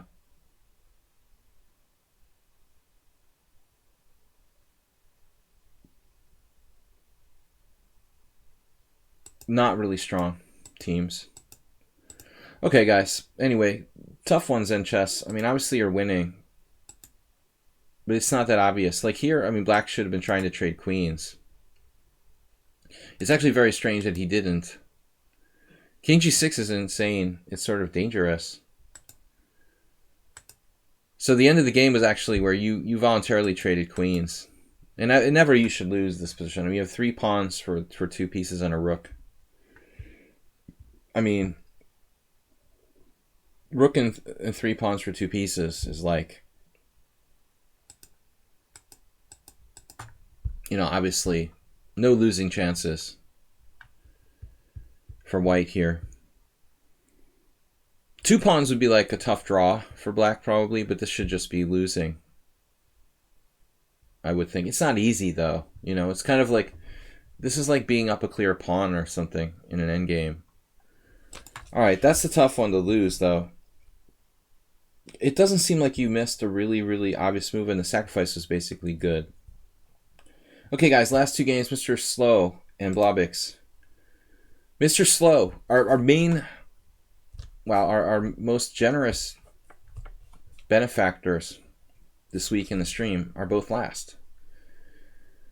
Obviously, there's no benefit in donating more because you get to go last. No, that's just the order I got them. Okay, here's an incredible game to look over. From Budva, 2019. Okay, so it's the Croatian Grandmaster Saric.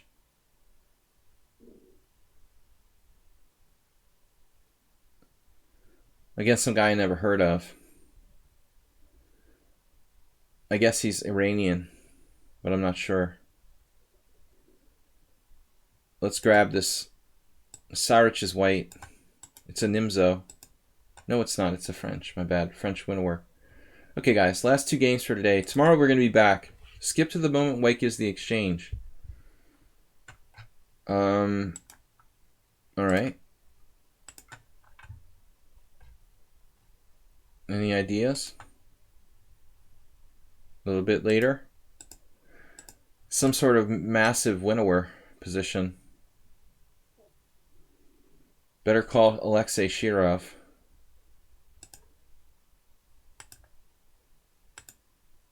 He's really good at the white side of the winnower.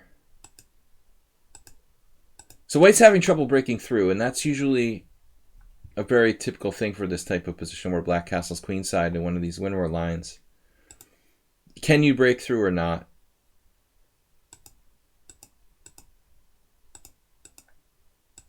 A lot of maneuvering. Black's trying to get something going on the king side. Uber driver, thanks for the donation. Alright, I'm going to try to get through to where he gave the exchange. So this position basically here. Black's starting to get counterplay in a French winnower. Facing off against the white king. Never easy to do that, really. I mean, some people would be reluctant to play like this guy, you know? I mean, I think if we start here from this position, this is Saric against Suleiman from the European Championship or something like that in Budva. I mean, you know, you might just say that black should just sit there and try to hold the position. That's the way a lot of people approach these positions with black. The question is, can white make progress, basically? But it seems like, okay, this knight is, what's happening here with the guy's knight on f5? Saric is an extremely strong player. He's over 2,600, one of the top players in Croatia. Black is this unknown quantity, but something's kind of weird about black's position here. He's starting g4, you know, just basically sending black spiraling backward. And black acted like he wanted to be aggressive, but do you want to weaken yourself or not? I mean, the key is really the dark squares, I think.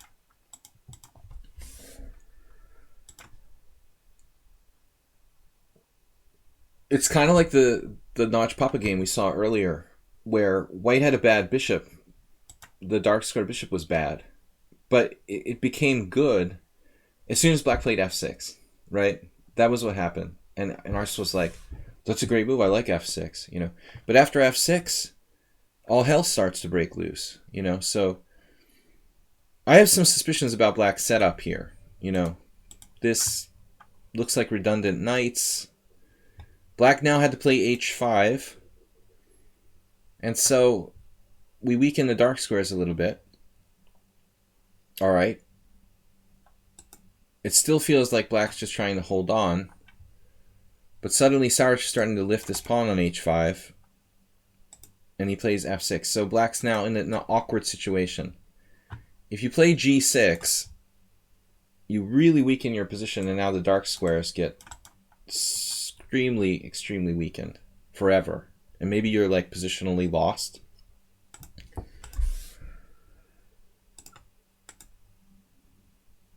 So black basically decided to go all in with f6. And I mean, I guess it wasn't really his call. I mean, white just kind of forced him into it, you know. Eventually he had to do something because the awkward placement, I think this is the suspect. The knight's on f5 and e7. That just doesn't seem like a good thing to do. There must have been a better defensive setup for black. But anyways, all right, so we get to an interesting position where black goes for it with like g5. White takes the pawn. But the whole thing is falling apart. Even though this looks a little scary, I mean, black's facing this. Knight takes f6, which is going to like cripple his whole position. Or pawn takes f6. So he goes g4, forking the pieces. That was his threat. And now white had to sack the exchange. But presumably Saric is a really strong player. He foresaw this and felt that he had a lot of play for the exchange anyway. Okay, first of all, there's a protected pass pawn on the h file. That could be an important factor. Secondly, the e5 point falls. Thirdly, there's very probably like a knight outpost on f6. So if you add all these things together, you know, Saric is getting a knight on the 6th rank, a protected pass pawn down the h file. I mean, the bishop pair isn't that great, but now look, this one is separated from the rest of the sheep, and if you get it, surround it with like bishop f1, bishop e2, queen d1, it's very possible that the g4 pawn is going to fall too. You know, it's going to go, right? I mean, so what, we have to move our bishop back to f1. After knight f6, queen d1, it's gone. You're going to lose g4 too. So basically, like, Saric is going to win both pawns and then have this like pawns. It's just going to be like pawn frenzy on the king side. I would consider bishop f1. But I haven't looked at the position that much tactically.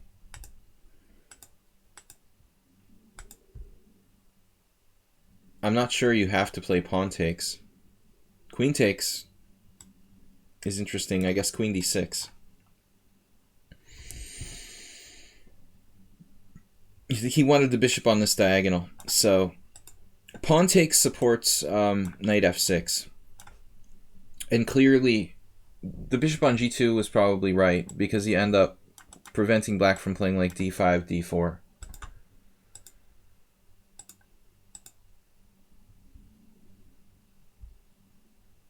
I don't know how much Sarich is worried about this pawn on a3 just yet. b6 now. I mean, this guy played a5, but he might regret playing a5. Nice move. This is an insane move. I mean, I did not consider bishop e3.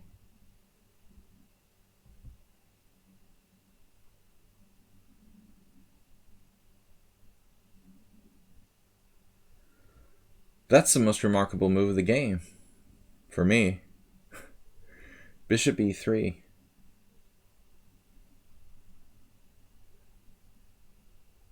I mean, you know, it's understandable if this guy like didn't really consider that. Optically, you're thinking, oh, you don't want to do that to your pawn structure. Yeah. You could argue that a5 lost the game. Black probably played that sort of like thinking, oh, it's no big deal. But it's a very big deal. You know, if he doesn't play a5 here, White would have had a lot of work to do, you know, trying to play a4, a5 himself. That might be like really significant to the point where it even lost the game. Because check this out. I was thinking that White might not even exchange queens. But okay, probably like he can take on a3, actually.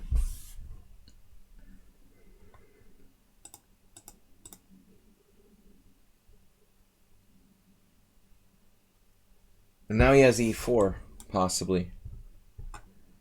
Strong knight on the 6th, pass pawn. This one's weak. His king can approach the center. Black doesn't have a pass pawn. But still, it's not easy for White to win.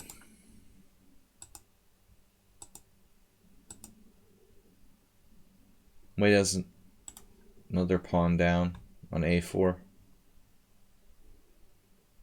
I'm not sure this was necessarily a good decision or not. Bishop a4. Whoa. Wow, Black just went crazy. That's got to be lost now. After pawn takes d4. These pawns. This pawn. I would say it's lost now. Computer doesn't agree. It's coming around. Stockfish is up to 1.4. So the computer thinks it's marginal. I thought Black is pretty much virtually lost. Martin Kessler, thanks for subscribing, but we're doing game analysis. b4, a takes b4, a takes b4, bishop f1. It looks like it's technique from here. White should really probably be winning. Okay, there's one last chance of this b pawn. Maybe Black can still hang on. Oh man, that's brutal. So he's got bishop takes c4. Oh, this is the point now. He can't take back. He can't play b3, you know, bishop takes because of bishop takes c4.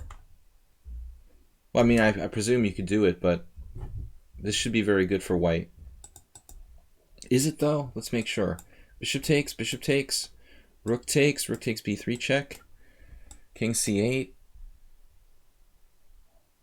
king f2, and we get up here, and we get up there, and we're probably winning. But no, this pawn is hanging. That's a problem. We can't lose that. We probably need to play this, and that would give Black time to tie up the king, and there's mating threats with rook a7, rook a1. This is not so clear. It looks like Black's still in the game in that line. So let's see this again. b3, c3. Damn. That's the second most amazing move. No, we're just sorry, man. You just came to the end of our stream. I've got to go, so we're just doing our last game. I appreciate the subscription though. We're gonna be back tomorrow with Blitz. We've got one more game to analyze, then we're quitting for the day. This is an amazing move, dude. There's no way that this opponent like foresaw c3 coming. Is this enough though for white to win? Stockfish thinks it's a draw. Yeah, I mean, your rook is limited.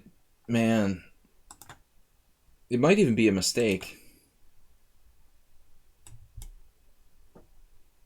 I was going to say the c3 would be the most remarkable move. Takes. I'm crazy, guys, so he can take with the pawn. So Starch can't take because of pawn takes. That was ridiculous what I was analyzing. Bishop takes. Of course not. So he has to take with the pawn. This is a problem. So the computer thinks king f2, c3. Probably Sarge assumed, you know, that's bad.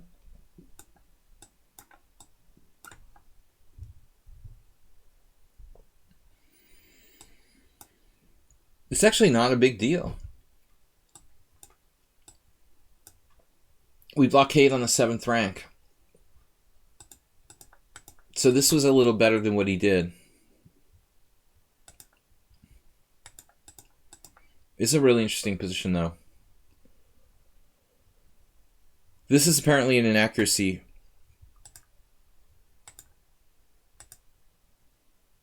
Not to say it's easy to play. I won a game today in Blitz where my opponent was down a rook.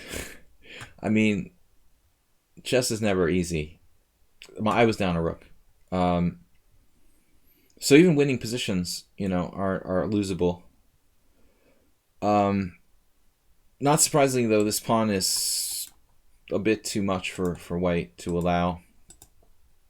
But he still managed to win. He's basically paralyzed all black's forces. White assumed he's winning with c2.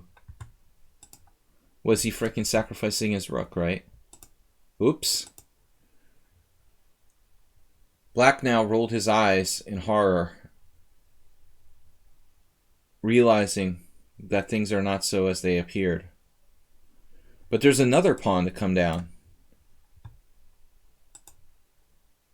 Oh my god. This is mind-boggling. So if you get to g7, it's a touchdown. Is that how this works? I'm just trying to think if there's any way black can save this. Bishop e8. Sacrifice a whole rook. We want to win this pawn on c3. Oh my god.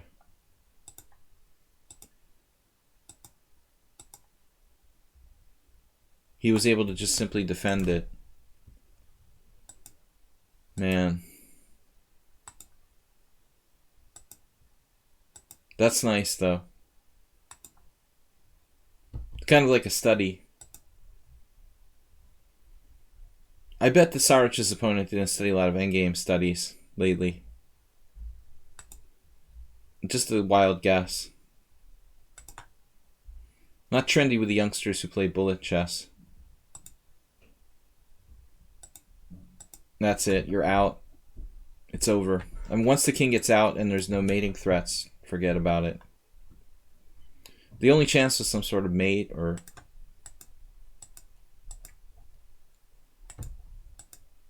Now he's just playing with his food. Oh, this is like Crazy House, it looks like. You serious? There's still chances black can defend this? Wow.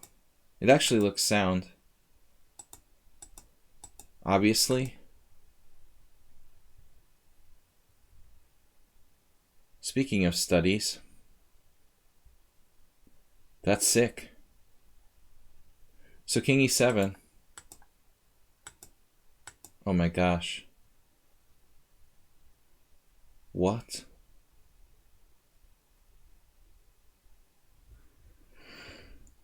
Oh man, that's rough.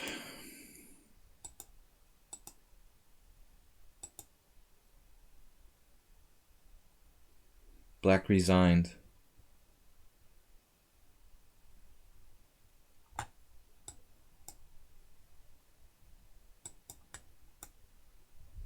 That's pretty rough.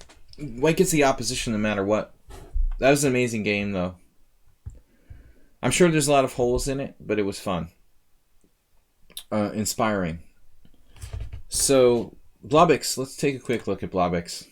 Because he has, like Mr. Slowhand also supported the stream a lot. I don't mind hanging out for a few more minutes. But this is the last one, guys. Blobix, where are you? I seem to have some sort of lag.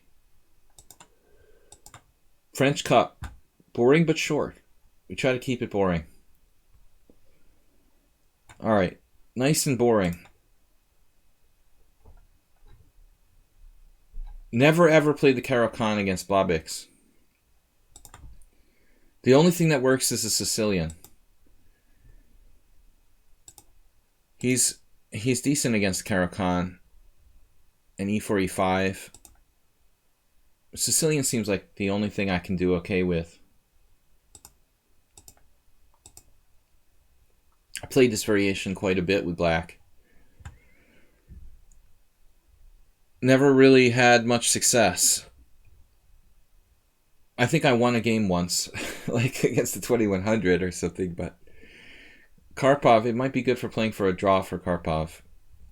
This never worked for me. Blobix plays old school with knight f3. Knight g5. Conspiracy. We won't talk about Deep Blue and Kasparov because of... Don't forget, guys. We can't talk about Deep Blue and Kasparov because of Mr. Hat. It's not allowed. Conspiracy theories are not allowed. Alright, Mr. Hat was personally involved. Anyway, knight f3, knight f6. Knight f6 check. This is truly boring. Yeah, you should be horsewhipped for playing this.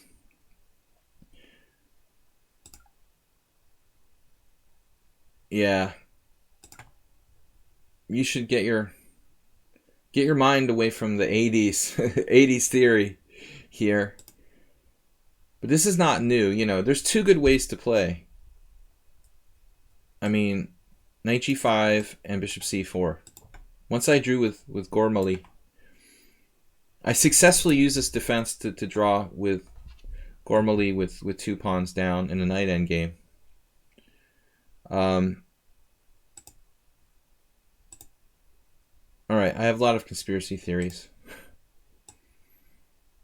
Kasparov losing against Deep Blue was a little bit much. But, you know, eventually humans would have lost computers anyway. Knight g5 is a strong line. Bishop c4 is a strong line. But I think this is kind of nothing for white. Everyone knows that. Knight takes f6, knight takes f6. And now he played bishop e2. Yeah, we should have skipped this game. Even Spassky wouldn't play that, Blobix. Are you sure you didn't bring Boris to the... How old is he now? Boris hanging out with Blobix in France. Yeah,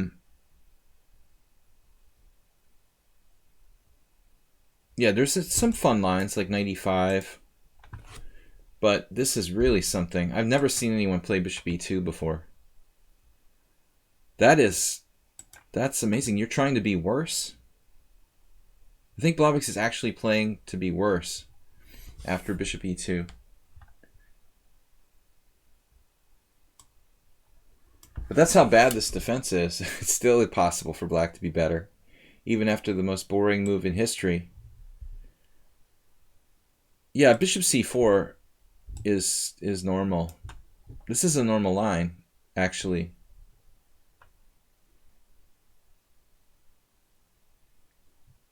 Bishop c4, bishop f5. You can't play bishop g4. But I've known that since I was 11 years old, this variation. This is ridiculous, bishop e2. Clearly playing for a draw. Very uncharacteristic of Blobix, by the way.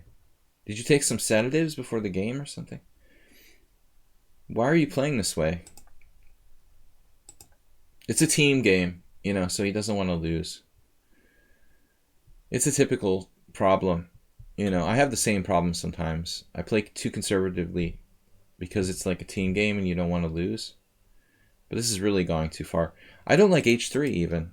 You know, you're probably better off playing like c3 or something. Castles or bishop e3. You know, this looks okay. Castles. Or maybe even c3. Look at this, like, the history of this variation. White has never won a game in 20 games. That's the historical statistics for your variation. But it was played by Gashimov. Obviously, Blobix knew that. Yeah, c3 is solid.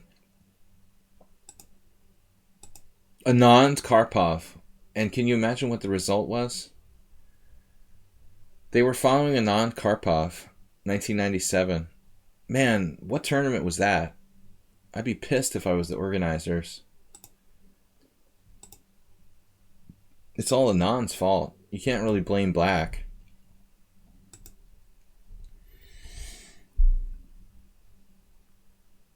I'm subtly interested in playing for a win when Black plays h6 here. That's a bad novelty.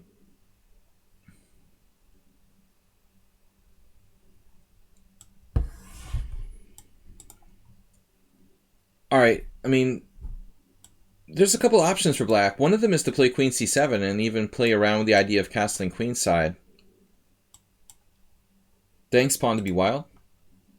Another option is just suck it up and castle kingside. On bishop g5, you go back to e7. This is not surprising. I'm not surprised that Karpov did that. It's extremely solid for Black, and I don't think White has anything. They're both playing for a draw, you know, in that game. When Karpov was still at his prime, almost. Almost. And Anand was absolutely near his prime in 1997. That's why it's sort of a shame for Anand to be playing like that with White. But anyway, h6 is bad. I mean, what's he going to do? This is going to set up potential sacrifices on h6.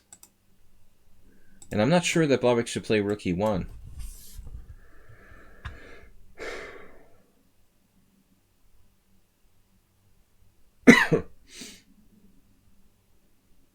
Intuitively, it feels like bishop f4. But you're putting yourself in a self-pin.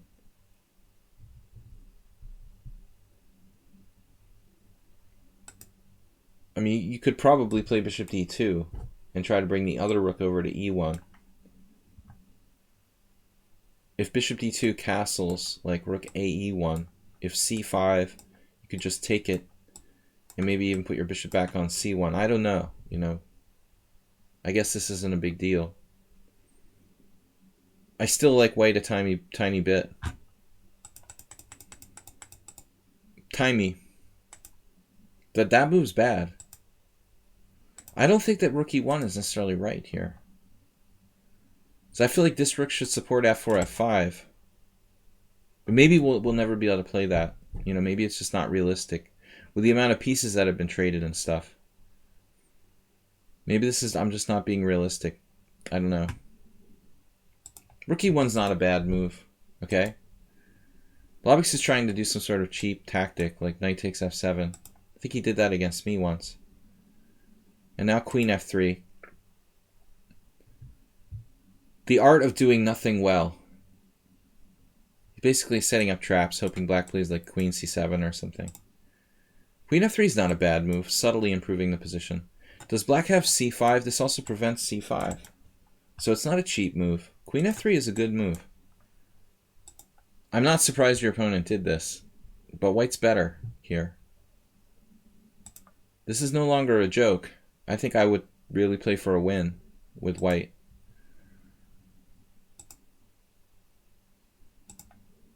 Maybe you can develop your queen's rook with like bishop d2. It's pretty modest, but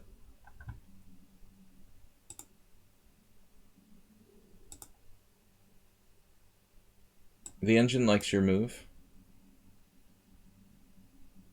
There's a small problem, queen b6 attacking b2. In that case, might induce you to play b3 and weaken your queen side. I hate that your rook is not in the game. Now you can do it with impunity. Nice. Blobix almost has something here.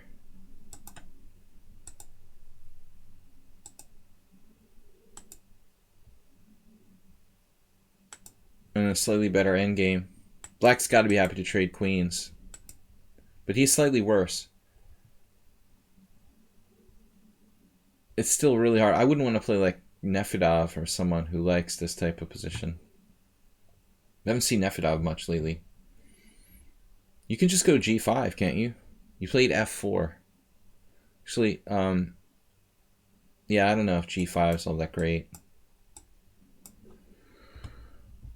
He's sort of solid here. It's just not quite enough to win.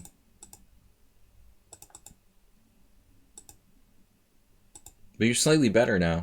This is not that boring to me. You know that I'm not bored by this. King f3. I wonder.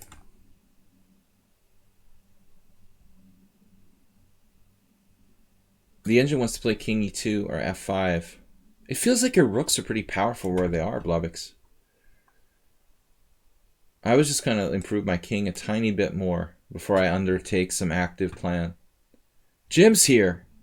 We stayed on extra late for you. We knew you'd get here eventually. b5, classic blockading plan. You could play this position all day. I mean, white's slightly better.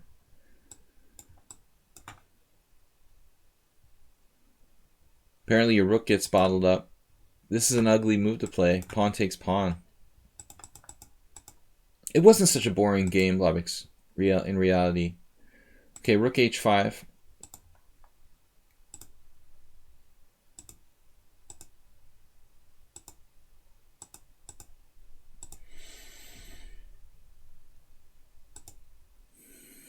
You actually won. I'm assuming it was going to be a draw. I didn't bother to check the result. I hate to do that. Spoiler.